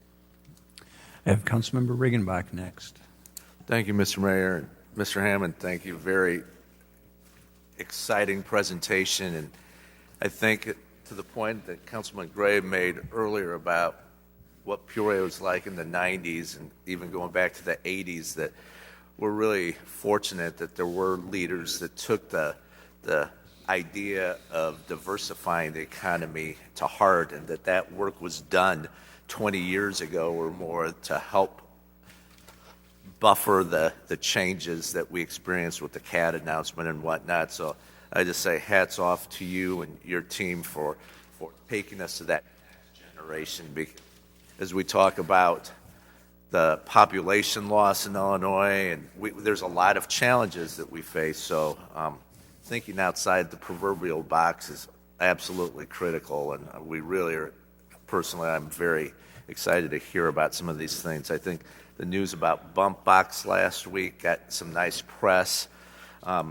Later tonight, we're going to hear about Papa Shot, and I think we're all excited to learn more about what that means. Change the narrative. I think that's the critical thing here, and I think this is great. So I'll look forward to hearing the longer version of what you've got. But I do just have a question. I can't even tell you how many years ago the Peoria Next Innovation Center was established, and a lot of the things that you're talking about, I think, were some of the dynamics that drove that. Have you used them as a resource, or is there any relationship between your group and Peoria Next? So I'd say the folks that are within there, yes. So I have a great relationship with Jim Foley and Ross Miller and Kevin Evans from the SBDC. They're all on board with what we're doing because it complements them. Because in the cases where somebody comes to us and says, well, who do I talk to? Like, we could say, well, Ross or Kevin are great to go talk to. From the organization and the entity and the building itself, not yet. We're having conversations with Bradley. I'm meeting with their interactive media department tomorrow around how do we more closely partner, keep those students here and get them engaged in jobs. I'd love to see some other things happen with that facility, but that's outside of my purview and my control. But I think the key thing in understanding with that facility as well as the OSF one is that the building and the bricks and mortar are great, but the programming and the operations and building a pipeline of entrepreneurs and supporting them first is most important. Because it's not, unfortunately, in those cases, it's not a build it and they will come. You have to be working that pipeline and helping grow your ecosystem of entrepreneurs before that, so that when you do open the doors, they're ready to knock down the doors and say, let us in. So I think that's the key thing that we're trying to focus on is the entities. We're not going to be the one to open a facility, but how can we support and grow that network that's going to fill the facility? Well, oftentimes that work gets overlooked and gets forgotten when there's a ribbon cutting or something. So let's make it our desire here as a council that we don't forget the work and the groundwork that you guys are doing now. Thank you very much. Okay, I'm not seeing any more lights here except for Councilman Ruckriegel. Councilman Ruckriegel. Mayor, I'd make a motion to receive and file. Okay, we have a motion to receive and file, seconded Councilman Euler. Brief comment. Appreciate the presentation tonight. Some people may not remember, but some of us were around here when you were one of the pioneers up at Peoria Next. And you also have, that experience has taken you kind of around the country, and it's exciting that you're bringing all of that back here with the same energy and enthusiasm that I think will be very good for the region. The purpose of the presentation by the Peoria Innovation Alliance tonight wasn't to say that it's a final product, but it's just to make sure that the community is aware of some of the things that are going on, and really the momentum that in large part is being driven by a lot of the things that Jake and some other folks are doing. So we appreciate that. We look forward to a lot more information coming down the pipeline on this. I did have a very fascinating discussion with Mr. Cummings last week, and talk about how proud we can be of a young man who graduated from Manual and went to MIT and graduated, consulted in Boston, moved to Africa for 10 years, and now is really part of this, data-driven world. And he wants to do it here in Peoria. I mean, I see him out there. These are really exciting things for us. And I'm not saying this to take credit for it, but in the State of the City address back in February, I talked about how important it was that we, as people in Peoria, change the narrative, how we start talking about the positive things that we're working on, the positive things that we're doing, because nobody else is going to tell the story if we don't. And this is, I like the red shirts with the white letters. I think that's something that we should really work on getting out to so many people. Bump Box has been getting a lot of good publicity lately, but there's a ton of others. And I think that could be a story in itself for you guys to start telling the world about how we're doing that here in Peoria. So thank you very much for the efforts. We look forward to working with you and your team and all the others in Peoria that are part of this growing movement. Thanks for having me. Yes. Where's that coming from? I don't have a light, so who said that? Did you say something? The lights on the control board are all wacky tonight, so if there's no further discussion, and I'm seeing none, we have a motion to receive and file. Please cast your ballots. That motion passes unanimously. Thank you for your presentation. Thank you. Madam Clerk. We're at regular business. 19-147 is a request to approve a contract with GIMAX for demolition of residential properties as the primary contractor and River City Demolition as a backup contractor. Councilmember Ruckriegel. Make a motion. Motion to approve. Seconded by Councilmember Ruckriegel. Is there discussion on this item? Seeing none, please cast your ballots.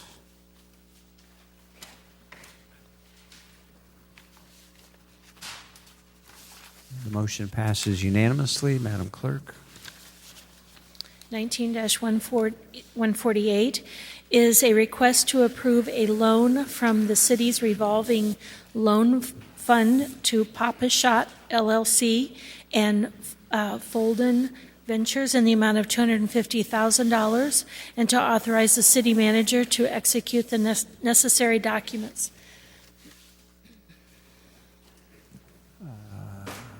Councilman Ruckriegel. Make a motion to approve. Motion to approve, seconded by Councilmember Sear. Discussion, Councilman Ruckriegel. Yes. Is that on? Great. In front of us tonight is a request for a $250,000 loan of a total investment project of $1.65 million. I think it's pretty interesting in our packets as we're looking at some of the financial information on this, that the actual sources of funds and scheduling of where those funds are going to be used is actually contained in a fairly small box, because I think that as we see, this is a fairly clean loan. There's been a lot of work done by our city staff here, and I'd like for them to talk a little bit about it. But as a setup, what we're looking for here is a company to relocate into Peoria, to take a piece of property and pull it to a much more full use of advantage. And what they're asking for is a 15% of their total sources of funds for a 10-year loan from the city. These funds, and I think we'll talk a little bit about how these funds were obtained by the city, have a tradition of being able to spur investment. And I think that when we're looking at the use of these funds, we see that this is their full intention of what they were originally dedicated for back in 1988. With this also, I think that we'll see that there's a strong collateral piece, and I'm going to ask, and I'll go ahead and tee it up now, that our city staff talk a lot about that collateral piece, because they've worked with the petitioner on this to be able to, I think, do a multi-level piece that really does protect the city as well. So with Mr. that, Manager? Thank you, Mr. Chairman. I would ask Cesar Suarez, our Senior Development Specialist, who really worked on this loan, to come forward and talk to you about where these funds are coming from, how this loan came about, and he can give us all of that background. So, Okay, Mr. Suarez. Yeah, good evening, Mayor Artis and council members. I'm glad to be here with you to share about the Revolving Loan Fund. It's a great program. I wanted to share that there's a lot of communities within Illinois, of course, across the nation, that have municipal loan programs. And it's really in the genre of gap financing. And so we're not here to replace banks with our financing. We're here to complement and facilitate the project and the investment that's taking place. So that's the first thing I wanted to share about the loan program. It's a gap financing mechanism. In doing so, you have to understand that we're dealing with more challenging loans because if the bank were to do it themselves, they would need our loan program, the municipal financing loan program. So with that as a backdrop, Economic Development Administration from the Commerce Department put together this grant funding program in which the matching dollars between the city and EDA, Economic Development Administration, gave birth to this loan program. They provided $500,000 back in 1988, and the city put in $270,000. So right there from the get-go, when you think about leveraging city financing, typically in this case, the way it birthed this programming, for $1 we put in the city funding, we were able to get $2 of federal funding to create a loan program that started with $770,000 back in 1988. And so therein lies what can we do with that? And the goal is to create jobs, facilitate loans, and take on these types of nature that you heard today of loans that are non-traditional. Oftentimes this is a startup company that doesn't have much collateral, or it's a company that's struggling and there's a turnaround strategy as well. So there's a lot of uses of these funds. It goes from working capital all the way to real estate development.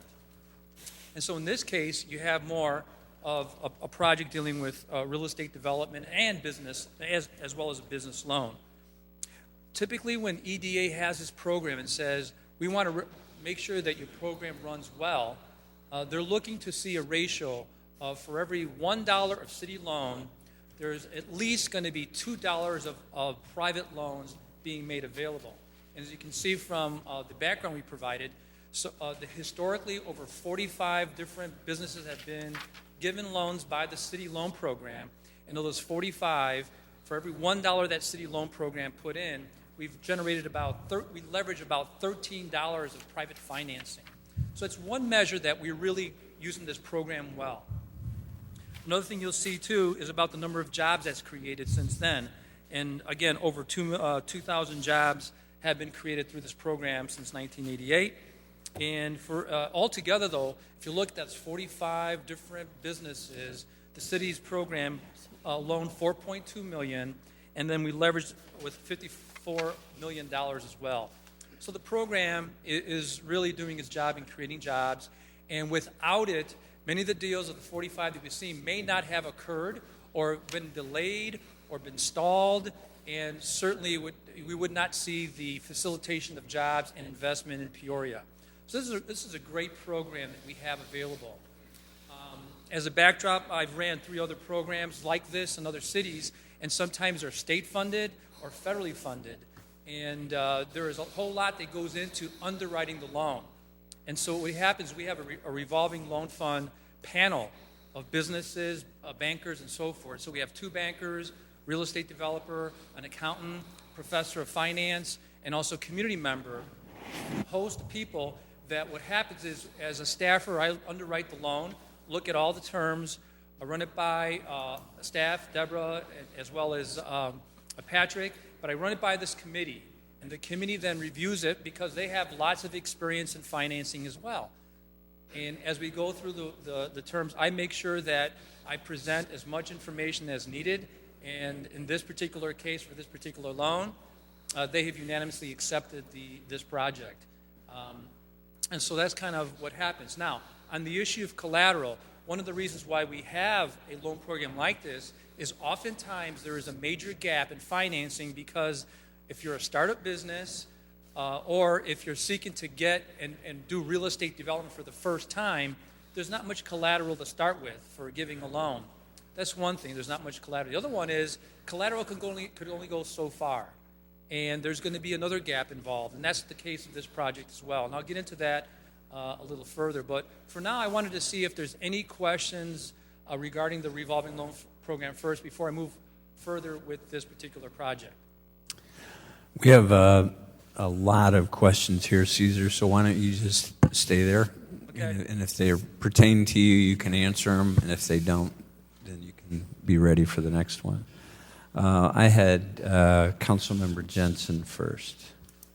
Thank you, Mr. Mayor. Thank you, Mr. Suarez.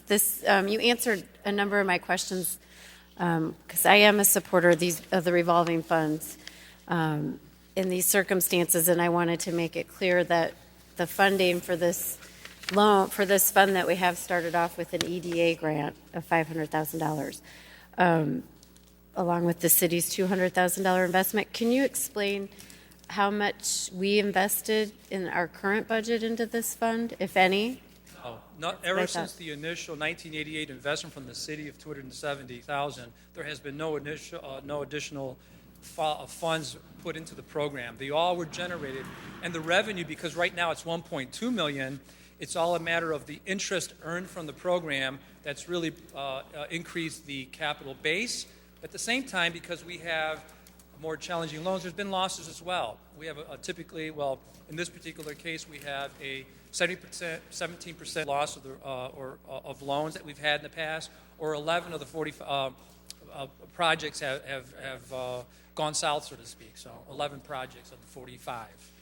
So I think that's important to note. So I don't know if the general public always understands that does not come out of our budget, our current budget. This is funds that have been invested since 1988 and that we've loaned out and then gotten interest back and money back. So I think that's an important point. I also am glad that you mentioned the loan review committee that we set up a number of years ago, and that this loan has gone through that committee that was reviewed by independent finance people, experts that have no affiliation with the city, and they approved That is correct. this funding. So I think that approval. Yes.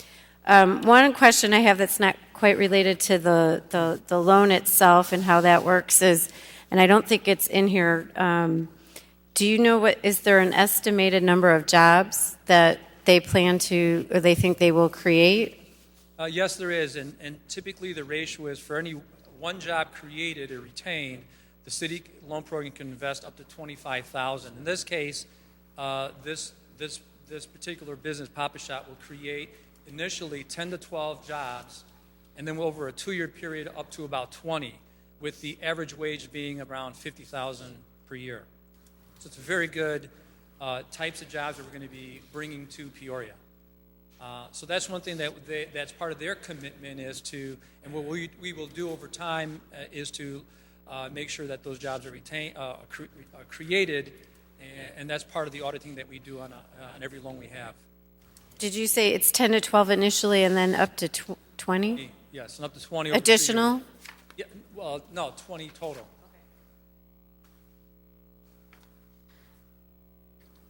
And then I have one more question.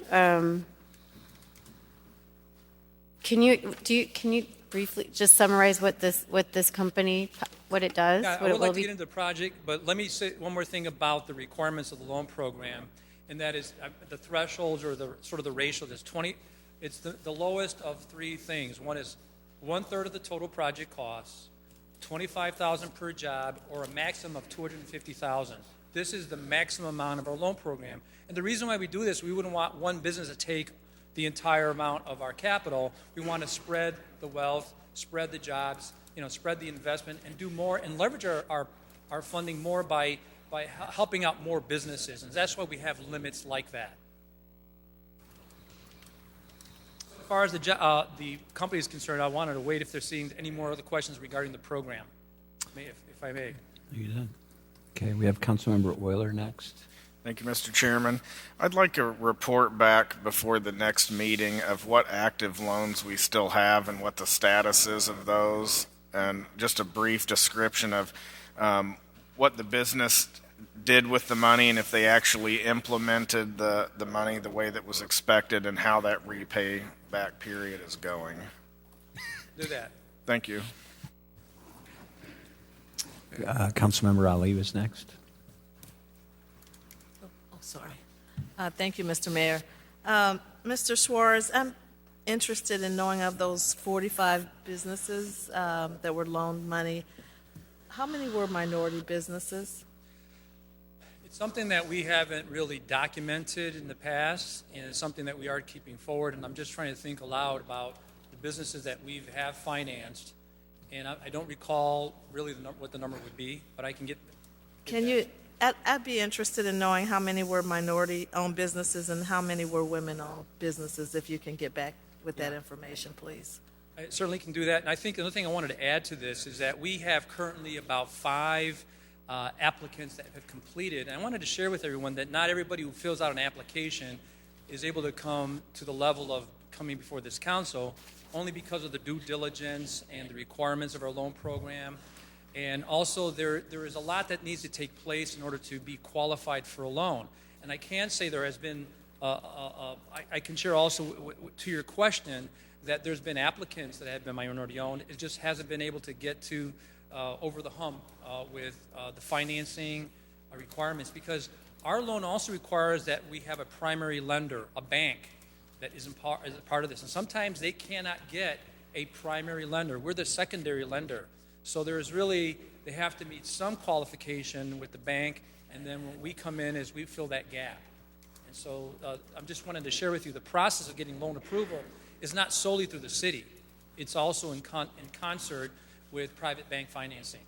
And so, but I will get you get an answer as much as I can about finding out, looking back in history about how many were in the past minority or minority-owned businesses. Thank you. Councilmember Kelly next.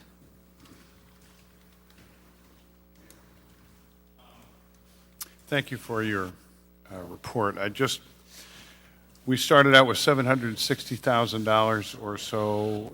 I'm sorry, in what year? 1988. 88. Okay, and we have $1.6 million now in the fund. Is that correct? $2 million capital base, about 711,000 currently to lend out. And what I wanted to say about that too is that EDA does want us to get that money out to create those jobs. So it's part of our effort to move that money. Okay. But with good loans, of course.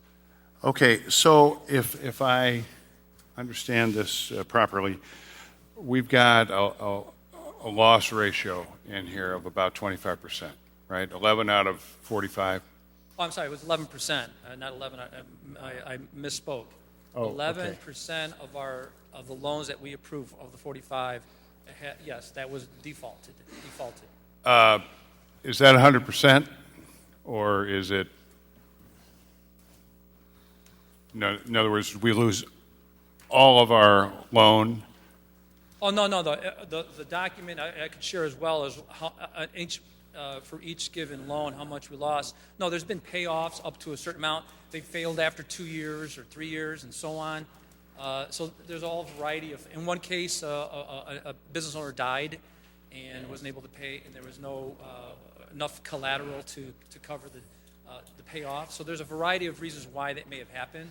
But typically, a business will march on, and many things can happen with the economy and the market. But yeah, I can get that information as far as how much we lost in dollar amount, as well as the number of loans that have been in default.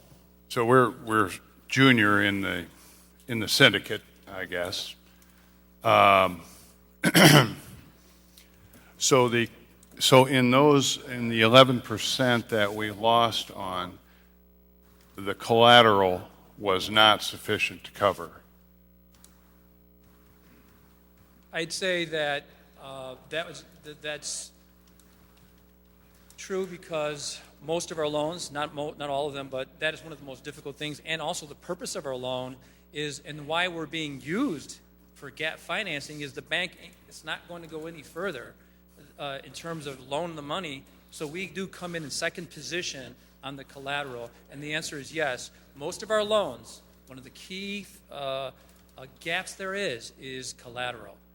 Do you feel the banks are taking advantage of us a little bit with the shaky loan?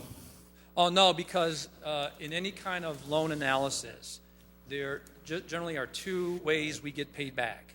And every lender looks at the primary way, is it through operations, not necessarily through a liquidation sale of assets. Right. So that has to be buttoned up, sharp, validated, covered, and there's got to be a good level of sort of confidence in validating the business operations that only through that you get your loan paid back.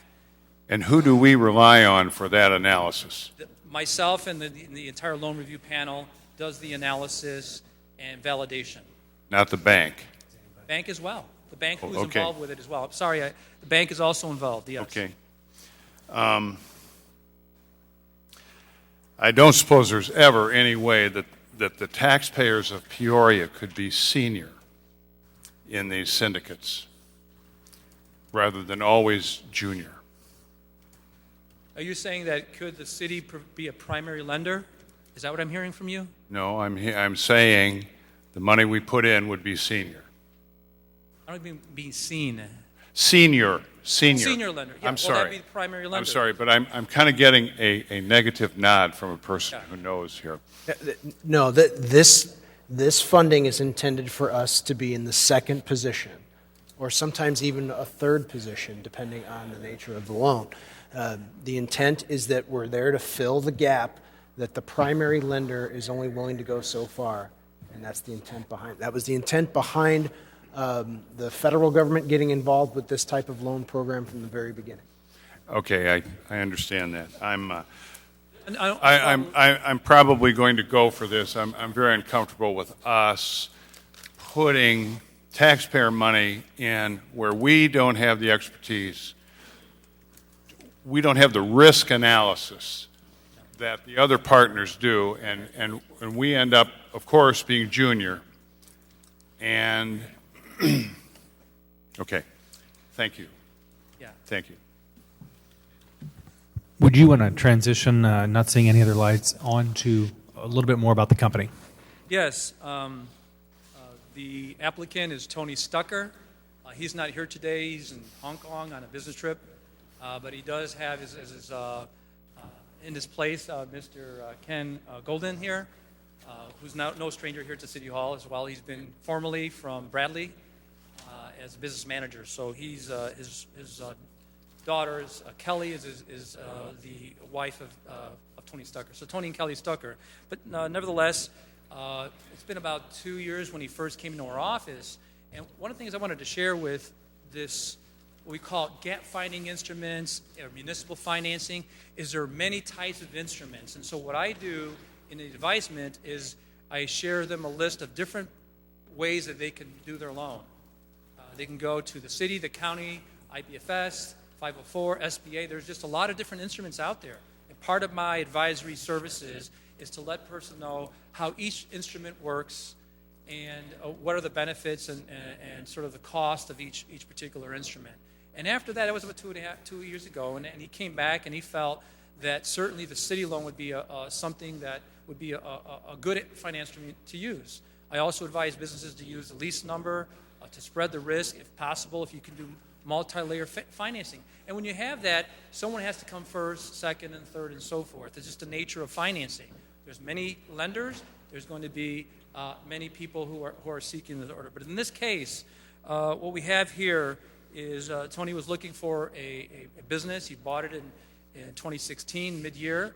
And since then, because of his marketing expertise, has grown the business, and to the degree now that he's prepared to grow the business more, expand beyond where he's at, and actually buy some real estate. And he wanted to find a location near his family, as well as a place where he felt his asset could grow.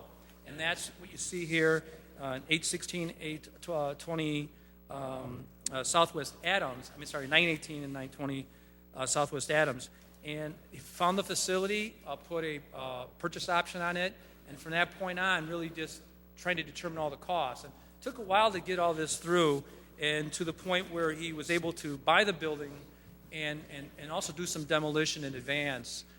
Because oftentimes when we do development, it's timing is of essence. And so what we're looking at here is the money for improvements, and that's for the $1.2 million. But we're packaging as a whole, looking at the entire financing instruments of the bank and the city that's involved. And so what you see here is the sources and uses of funds, the purchase of the property at $450,000, the improvements to the entire building. And if you see in your exhibit, there's 4 buildings. He's focusing on one, putting the majority of funds for that, 2 floors, around 4,000 square foot each. He will demolish building number 4, put a parking lot for his employees. And he's also looking for historical tax credits as well in his financing, so that's been submitted as well in this entire equation.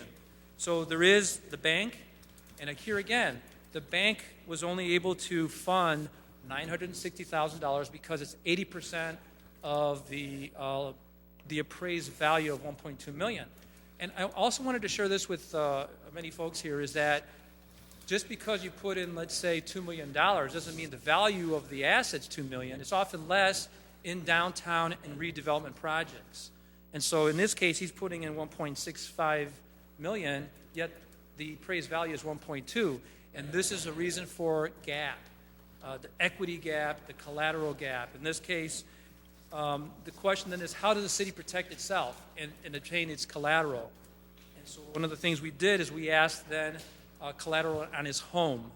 And that's what we did here in this particular case. So in order to secure our financing, we asked for not only collateral of other assets beyond the real estate that's being developed, but we also look for personal guarantees. And so in this case, I think we're well collateralized and covered because we're taking assets beyond the real estate he's developing and going into his personal home. And that's what I wanted to share with you. And every single project is unique in that sense, is where can we find collateral beyond that which is really available for this particular real estate. Sometimes we take a title to cars, life insurance policies. There's a whole gamut of things that we try to do to secure our loan. But in this case, the loan review panel felt that the collateral we secured was sufficient for this particular project. We were excited to see that, obviously, that this is the loan terms. You mentioned it's a term of 10 years, but it's amortized over 20 years, again, because it's real estate, and that's typically the term of the amortization of financing for real estate. With that, I wanted to see if there's any questions that you had with this particular project. We still have more questions, so hang tight here. We have Councilman Gray up first. How does it conceptually differ from the Pierre Marquette loan? I'm not so familiar with the Peoria Marquette as much as other people. It was before my time as well. Mr. Manager. Well, the Peoria Marquette was a considerably larger loan, $7 million compared to $250,000. Conceptually. I said considerably. Yeah. No, I said, how does it conceptually? Okay. I realize there's a big difference between and it was a different. It was local sources, 100% city local sources that were utilized in that loan versus the federal dollars that have really kind of seeded this program that we're using here for this. So, and I think that's probably the major difference that we have with that. This is part of a standardized process that we have with the loan review committee now. The scale is considerably smaller, and I think that plays a major part in the difference. Does the fact that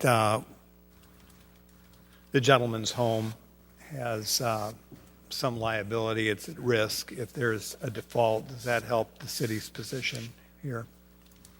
I think it certainly helps from a collateral standpoint in terms of what we've tried to secure as part of the overall loan. I don't know, if Mr. Suarez, if you want to add anything additionally to that from the collateral standpoint of having the house in California as well. Yeah, what typically traditional lenders shoot for is an 80% loan to value on real estate. Because we were able to secure collateral on the home as well, the overall loan to value is 85%. So that's a pretty good number. Given that I've done about 25 municipal loans in my career, and I've gone up to 100% loan to value collateral. This all assumes that the real estate will be sold at 80% of the value, but it could be so at full value, then we would be covered. Loan committee in place when the Pier loan was done. I wasn't on the council when that was voted on. No. It was an interstice in terms of my serving. That's fairly new, isn't it? No, there was not a loan review committee at that point in time with that. And so this probably is one more safeguard that we have, assuming that the people who are on the loan committee are analyzing things very judiciously and carefully. Forgive me for saying this, but the people certainly in my district, and I believe in the city of Peoria, are a little gun-shy about loans that the city provides, given some of the recent problems that we have had. And the attitude is, why can't Adam Smith do it? Why can't the private banks do it? Why do the taxpayers have to get involved in this? And manager, do you have an answer for that? Because I talked to you about it this morning. I said, this is going to be a hard sell. Yep. Again, I think it's, this is the reason that we received the $500,000 from the federal government to begin with was to step in and to offer this assistance in these specific types of loans. And I think that so the federal government allows municipalities to leverage funds. They allow us to use their funds as a grant to leverage them out to try and stimulate the economy here locally. And I think that's now, and we've been doing it since 1988. A basketball arcade company, and I presume that this particular proposal seemed to gallop ahead of some of the others, or were there no others? As far as other loans, I'll defer back to Mr. Suarez to kind of maybe say where he's at with maybe other loans in the hopper. Yeah. Well, I was saying before that there's 5 applicants that are outstanding right now, and the other 4 are dormant at this time for a variety of reasons. Short of capital, primary bank lender is not wanting to be a part of this loan, then we have to back off. Oftentimes, when we receive an application, the whole financing structure is not even determined yet, and that's part of the assistance that we provide. Is we say, how would a private bank find this attractive if the city were involved? That's one way some of these loans happen. The other way is the bank. They have already gone to the bank first, and the bank knows that it can't do it because of its thresholds and limits, and they seek a secondary lender. So those are the sort of of the 5 that I'm sharing with you. I'm still waiting on some. Some of them may not see the light of day when it comes to financing, just because they weren't really ready when they made the application. And oftentimes they don't know when they are ready, but that's something that we do. We send them to the Small Business Development Center as well to put their finances together to see. But again, it takes time to underwrite, to look at these loans, and so we do charge an application fee and a closing fee as well when we do them. Thank you very much. Okay. I had Councilmember Sear next. Thank you, Mr. Mayor. Thank you for the presentation so far. Just got a couple quick questions. And then here, you talked about collateral. Tell me about his personal collateral. Where do we stand there? Are we senior or junior? I would be in second position on his home, but there's enough equity there in the home to cover the collateral. Okay. The program started in 1988, I've heard you say. Yes. My calculation was about 65% of the money was from the federal and 35% from us. Does that still work the same split on this loan for $250,000? It's really, I really talk about 65% of that money comes from the when it comes to across the board, the dollars, if ever we had to return it to the feds, the losses and the gains, everything is a 65-35 split. That's about $80,000 or $90,000, $80,000 at risk for the city. That'd be correct to say that? Yeah, if you look at it that way, yes. Thank you very much. Councilmember Reckrigal. Some great questions. I guess in the middle of this, the one thing that I think stands out whenever I read through this, and when I first heard about Papa Shot, is it's a company I've never heard of, but when I started to look at what they did, I realized I've seen them around all the time. Can you talk a little bit about what they do? The fact that I think home base is in Kansas, but then also too, what was interesting to me in the data that you showed us here was, I guess in 16 when it was purchased, it wasn't just a sort of status quo, but I think that the new owners brought in an expertise which has helped sales continue. Yeah, Is that that's correct? Yeah, they are the first to create such a product. It's a video arcade. It's an arcade game for basketball. Some of you may have seen them. You go on county fairs. Not that they made that particular one. If you go to round one, for example, there's a basketball hoop. You can do it. And so they make duels, singles, and they make more high-end commercial grade. And so what they do is basically their major season is during the Christmas season and the gift time. And so having this development up and running by November is sort of the goal with their construction plans. But their main product is the dual shot hoop game, and they're looking to do a lot of variety of other things too beyond that, and do some branding with it, work with the NBA and NCAA. So I think what happened is what Mr. Stucker did see was an opportunity to take a business and, because of his marketing expertise, grow the business. And in fact, that's what's happened is doubling in sales almost every year since he's had the business. So it's been a lot of success to this particular company, and he currently rents where he's at, and it's something not where and because of the need to expand, it's not somewhere he would want to. I mean, again, it's because of family ties and to invest in a growing area, downtown Peoria. This is the reason and rationale why he is here and looking to grow his business. Okay, thank you. Councilman Regenbach is next. Thank you, Mr. Mayor. Thank you, Mr. Suarez, for a very thorough explanation of the process. So this will be their manufacturing facility for the equipment. Is that correct? Both office on the first floor and then warehousing and assembly and the lower level. So when we talk about 10 new jobs, any idea, will some of them be head of household jobs? Will they be minimum wage jobs?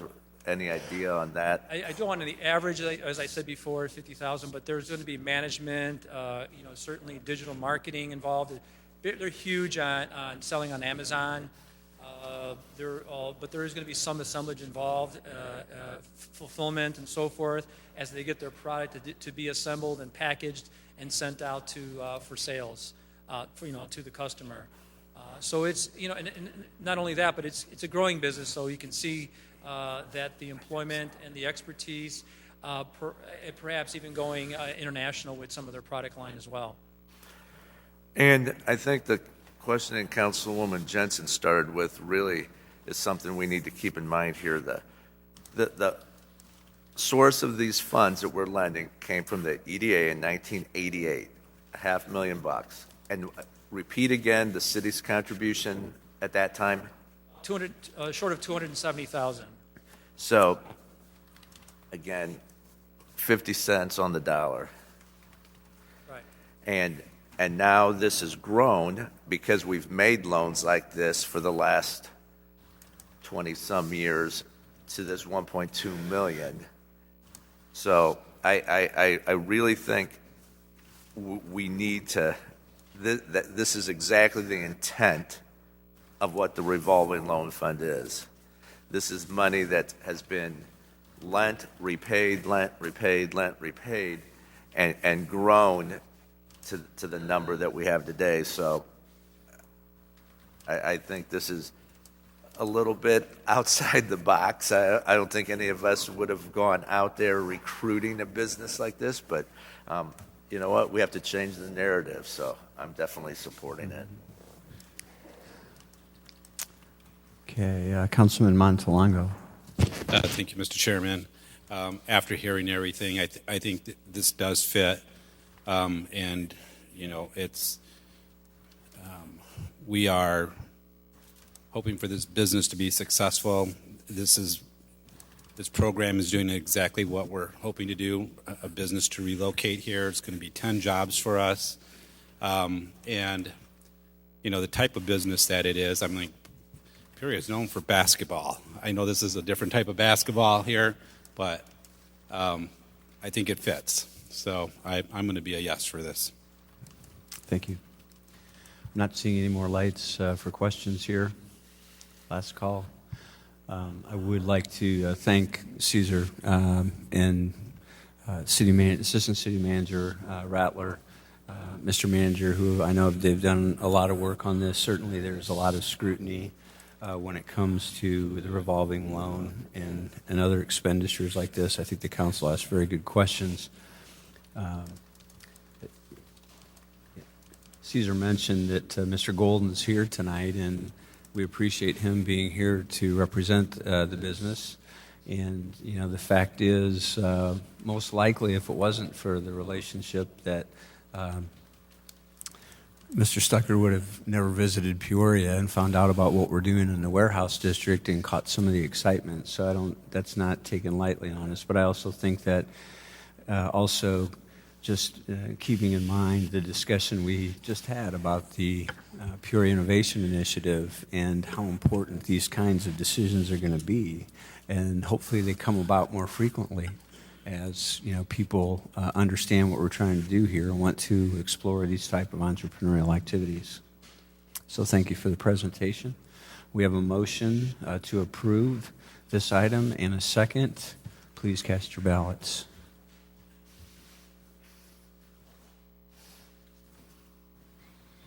The motion passes with 9 ayes, 1 no. Voting no, Councilman Kelly. Madam Clerk.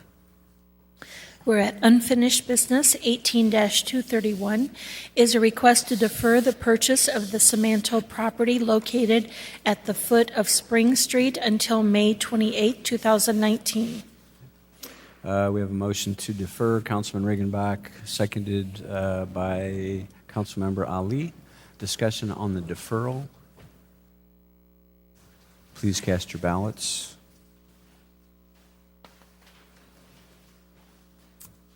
The motion passes unanimously. Madam Clerk. 19-104 is a request to approve contracts for the 2019 City of Peoria and Peoria County Trustee Vacant Lot Mowing Program and award contracts in the total amount not to exceed $334,729 for the companies with Walton Service, P-Town Car Club, Holst Lawn Care, Lawn Order Academy, and Hearns Landscaping. These were the items that were previously approved that we voted to reconsider this evening, correct? Right, okay. We have a motion from Councilman Reck-Riegel to approve, seconded by Councilman Euler. Is there discussion on this item? Please cast your ballots.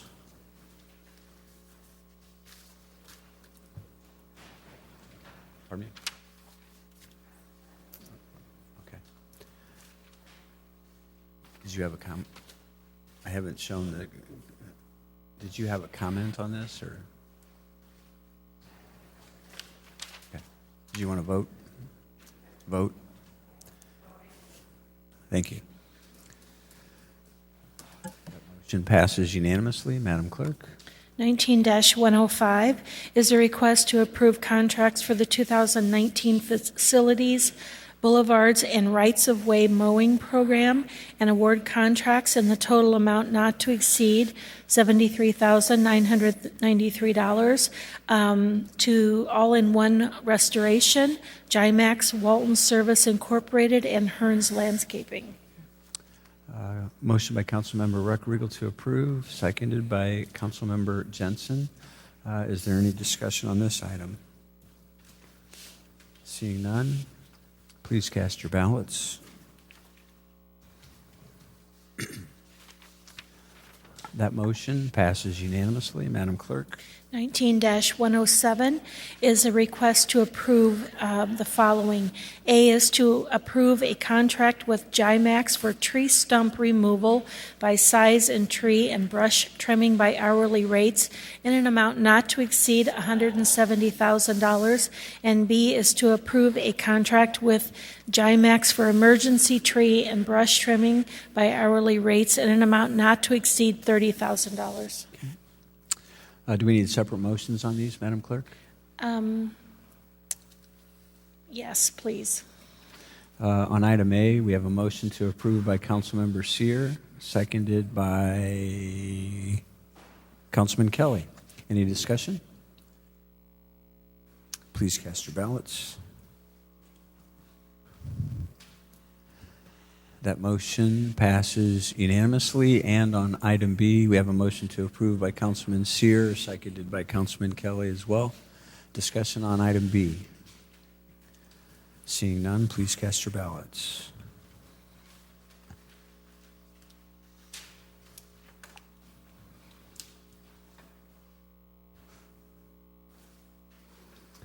That motion passes unanimously. Madam Clerk.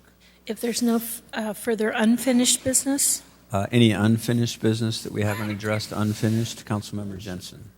Thank you, Mr. Mayor. I have a couple items that I've asked about, and just following up because I haven't received a report back. I know the last meeting, I had asked before about bringing an ordinance or at least a report back on doing a registry for the video doorbells like Ring. I know Springfield adopted a similar ordinance maybe now close to 6 months ago. They did not adopt an ordinance. They have a registry that they've established through their police department.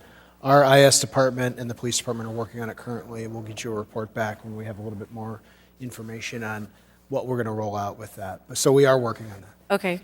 And then also wanted to follow up, I think at the last meeting I asked about this too, about when we're going to start doing the public budget meetings and what the plan is for those.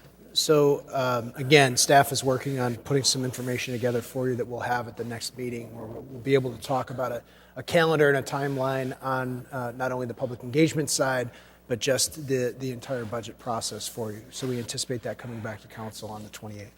Okay, thank you. And then I have another item. I guess it's new business. Okay. Is there any further unfinished business? Unfinished? Councilman Montalongo?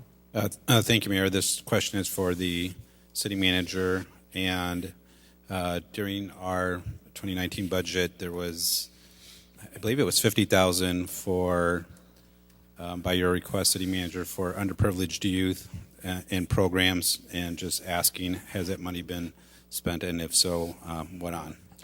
So it was $30,000, and it was for the Peoria Area Diversity and Employment Action Team, which is an effort between the NAACP, the City of Peoria, the West Central Building Trades Council, to try and put an emphasis on trying to get more minorities into the building trades and construction trades.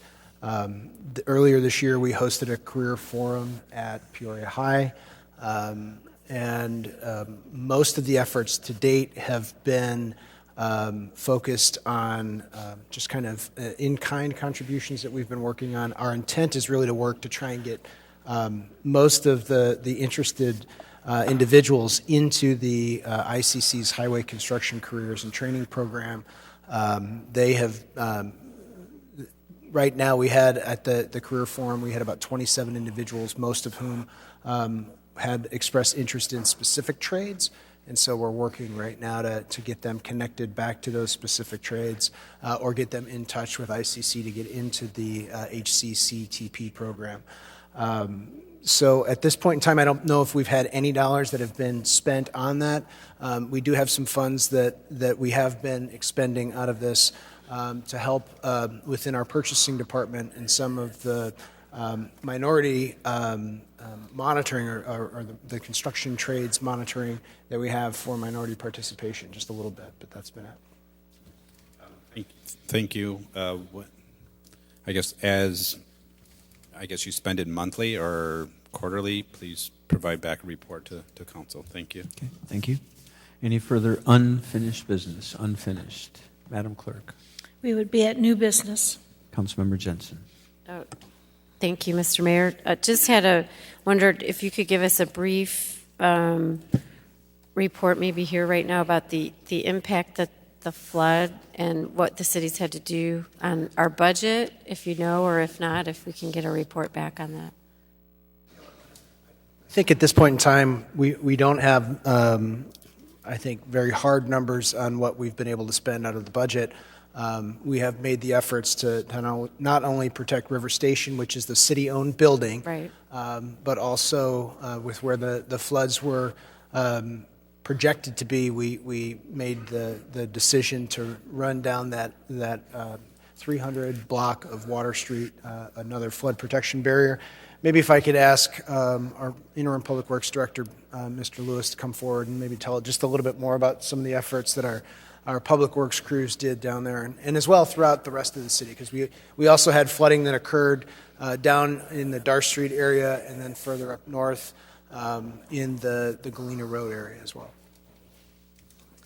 Yeah, so as City Manager stated, the flood effort at this point appears to be under control. We have receding river levels right now, projections for the next week. We'd actually like to start removing the sandbags from the Water Street as early as Thursday. So we'd like to have those off the street by the close of business on Friday.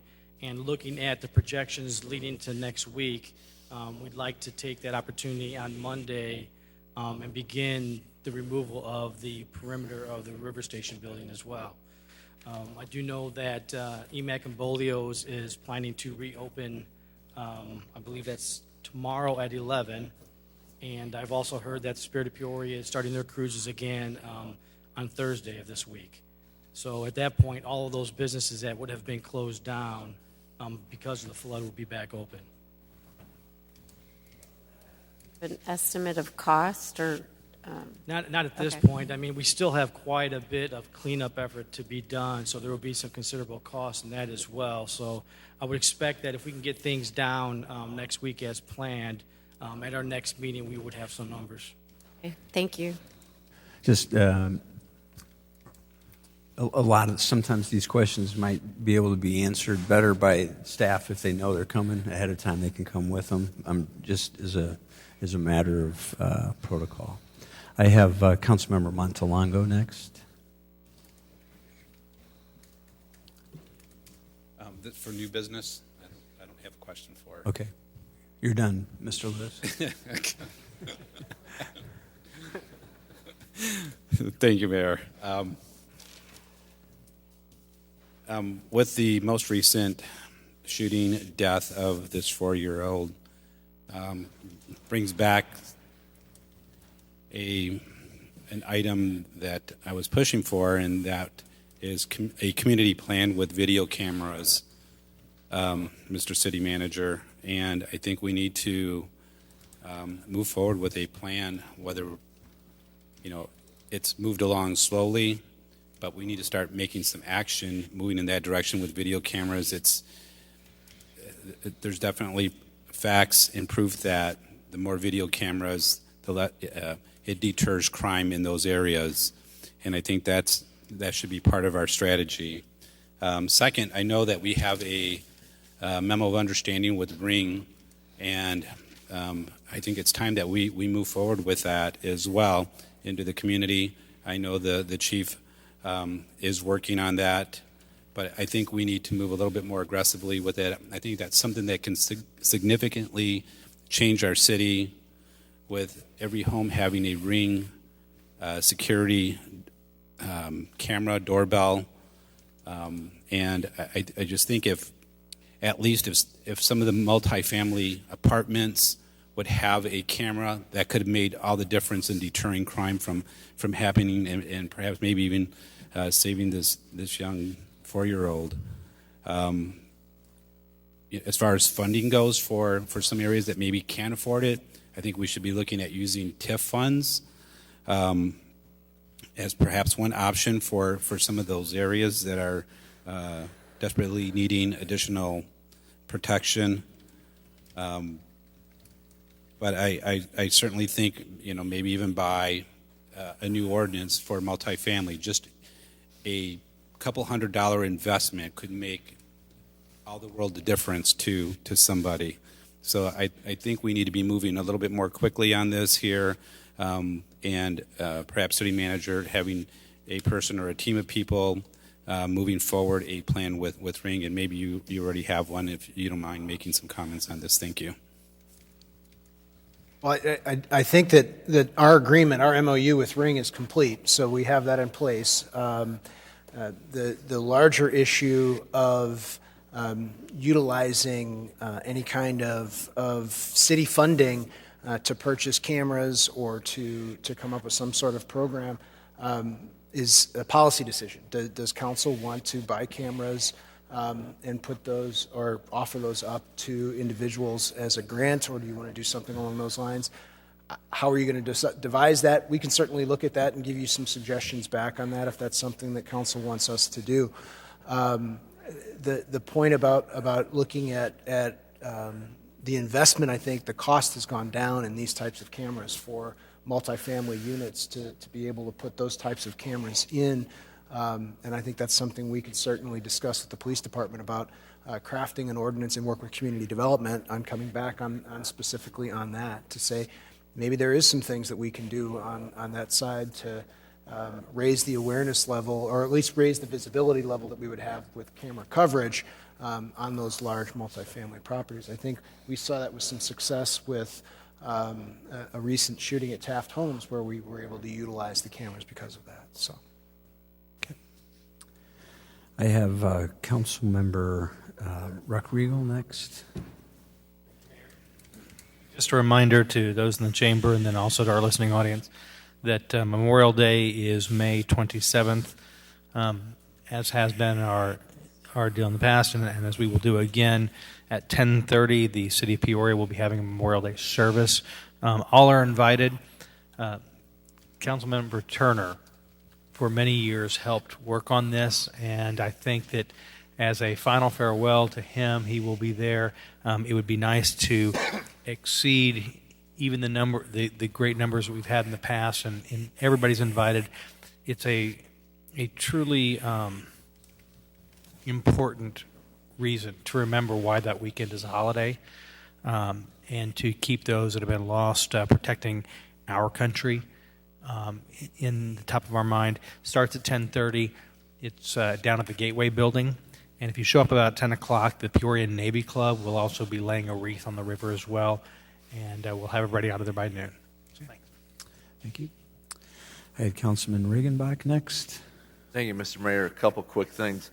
In cooperation with IDA, the Illinois Housing Development Authority, the city is doing a neighborhood needs assessment. There was one done in the North Valley earlier this year, and now it's taking place in the East Bluff.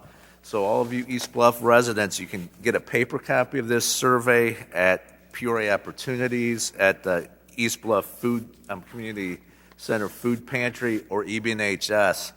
And Director Doolan told me he will make sure this is also on the front page of Appreciate Peoria tomorrow. So you've got plenty of avenues available, but we would really appreciate East Bluff residents taking the time to do this survey for us in cooperation, as I say, with IDA for some future planning that will be taking place. Getting input from our neighborhood associations is something that I think we all value very much. And last night I was at the Knowles Homeowners Association, and Director Lewis, you and I had quite some conversations about the broadband coming in. I3 broadband is coming into the neighborhoods, and there was some concern about the digging and that some people weren't expecting it. They really do a great job of reaching out to the neighborhoods beforehand.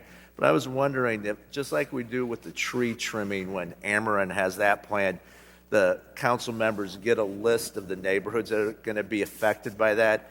If we could talk about notifying the council members when your department's been notified of things like that, that we could make sure that the neighborhood associations, homeowners associations are aware of that. It would just be an additional way of reaching out to what the companies are doing themselves. And then for Director Rattler, I'm not sure if she's still here or not, but another thing that came up at that very same meeting last night was talking about the Tesla Supercharge network.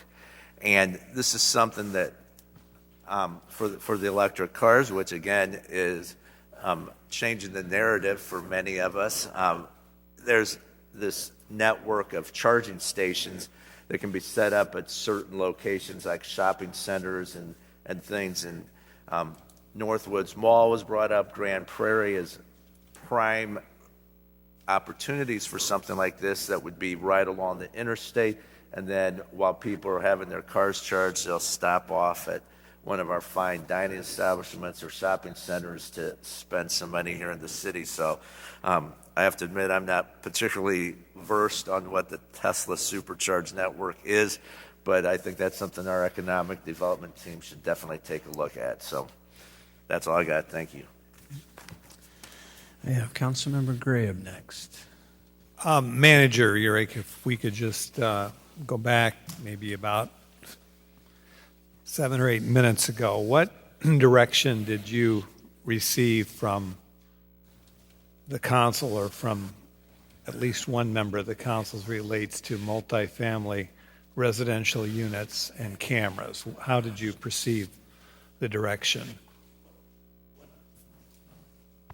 Thank you. I think what I heard is that there is, if there's an opportunity for us to look at requiring multifamily units to place cameras on their properties, we should explore that. And I am open to working with staff to looking at that to see if we can make that a reality. It shouldn't be much staff time to require that, to look at that, to put that together. If council wants to take that in the form of a motion to direct us to do that, we'd be happy to do so and would entertain that. But. Well, doer does not like to be viewed. So I understand exactly where some of our counselors are coming from on this. They like to do what they do in the darkness, with stealth, and with great cowardice. But I will say this. We have to be very careful when we craft anything that we might try to use to fit every multifamily residential development.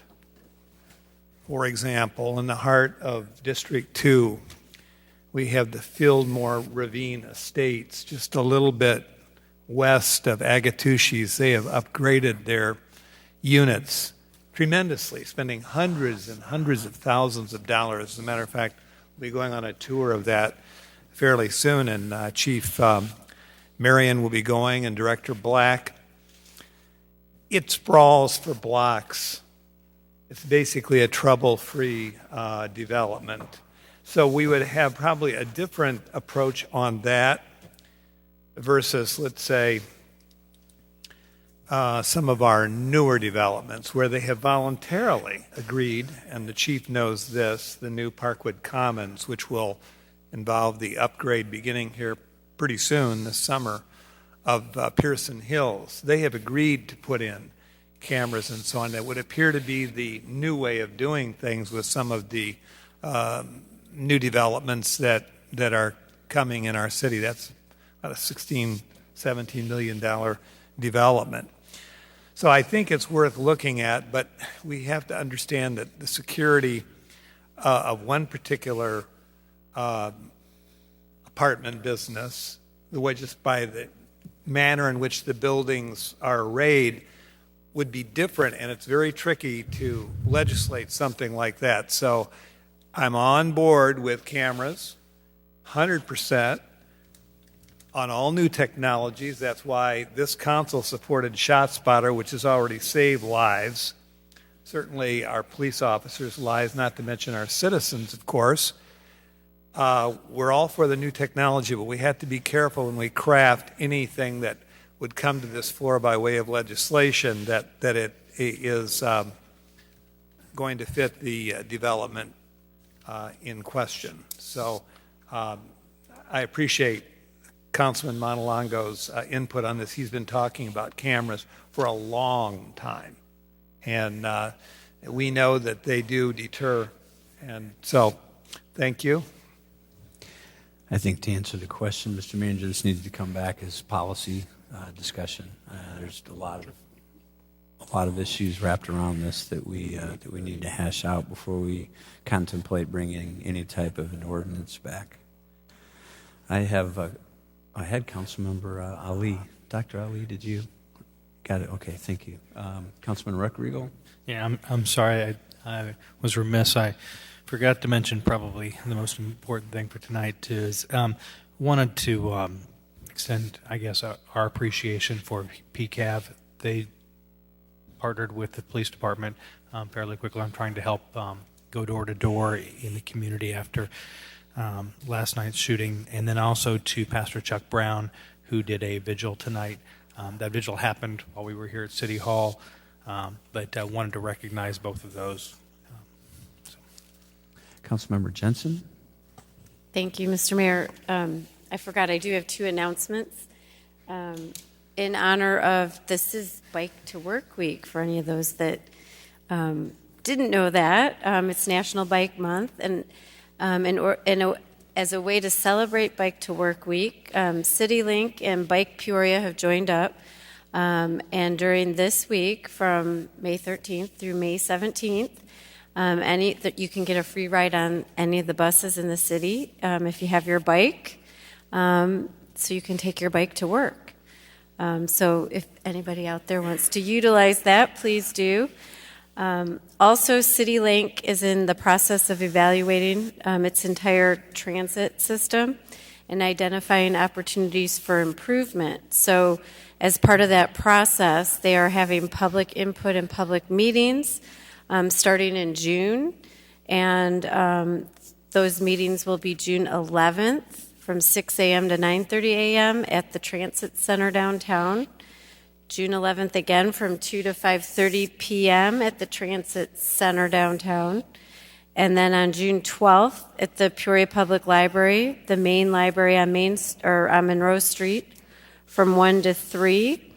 And then again, there'll be a public meeting for people to give input at the public library at the Lakeview branch on June 12th from 5 to 7. So anybody out there who uses CityLink or has ideas for how it should be improved, please attend those meetings and give some input. Thank you. From our new liaison to CityLink, we appreciate that. Councilmember Montalongo. Thank you, Mayor. I thought I would clarify just a few more comments. I realized I probably spoke kind of quickly about video cameras. Back to the ring, and we were talking about multifamily apartments. I think the thing that we should be doing is really communicating this message of this MOU that we have with Ring out there with a plan and aggressively moving that forward. That should probably be our primary.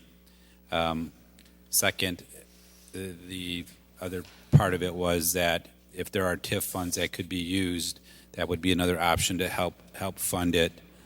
And then third, I guess if that would be our last, would be then looking at a ordinance to see how we could do that, and certainly that would be done with this council and with the landlord owners of these multifamilies. So I just wanted to make that clear. The first part that I spoke about was the city-owned or public-owned video cameras in public areas. That would be an area to. I think we need to have some kind of plan how we roll this out over the next 5 years, for example, and X amount of cameras. That would require. I'm sure. I don't know how you want to kick this off here with having to get council approval to start investigating that, but I think that is certainly the direction that I think we should go. But I'm one vote, and certainly we need 6 votes to make that happen and have that discussion with the rest of my colleagues here. Thank you. Thank you. Madam Clerk, Councilwoman Jensen. I'm sorry, I forgot. I have one more announcement. The sculpture walk kicks off this weekend.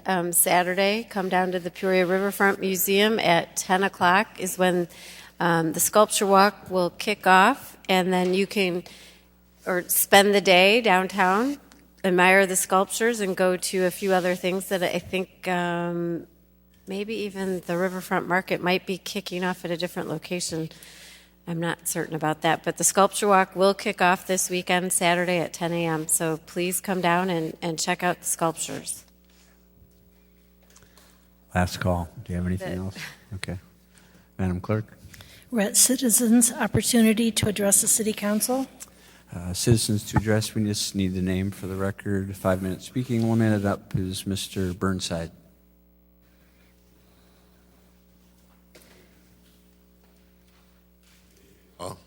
Thank you for this opportunity. I'm just here today to speak about an agenda on the consent agenda, items 19104, 19105, and 19107. They were tabled today for reconsideration that was voted on April the 9th. There's also an item that was missing, and I was told that it would be addressed tonight. That was also on April 9th. It was on the consent agenda, and that item number would be 19-109.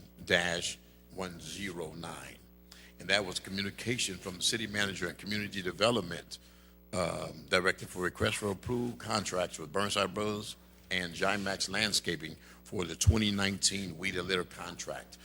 I received a correspondence from Mr. Doolin about that particular item. I was told that there was due to a conflict, and I wouldn't mind reading a correspondence that I received. Bear with me.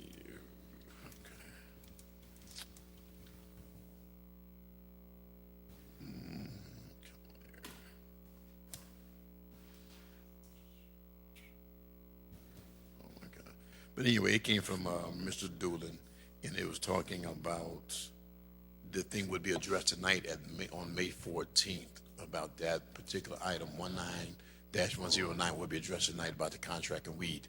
I didn't even see it on the agenda tonight, so my question was being told that it would come back up for review tonight, and it's not being added on the agenda. I'm just trying to find out what's the status of it. There were no indications about any amounts. What a contractor was awarded, what percentage or how much, and it's just a lot of unanswered questions that I have. But we're here tonight and it's not on the agenda. I'm just trying to see where it lies and what's the status of that particular situation. Thank you. Mr. Burnside, maybe we can get with the manager after the meeting and we'll find out where that disconnect was. Thank you, sir. Thank you. Madam Clerk. Yes, we have an executive session. Mr. Leist. Yes, Your Honor, we do have an executive session pursuant to Section 2C21 of the Illinois Open Meetings Act, which exempts discussions of previously approved minutes, and as well as 2C11, which exempts discussions relative to pending or imminent litigation. Okay, we have a motion to go into executive session. Councilman Sear, seconded by Councilman Euler. Please cast your ballots.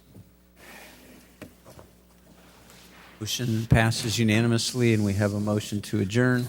Councilman Sear, seconded. Councilmember Jensen, please cast your ballots.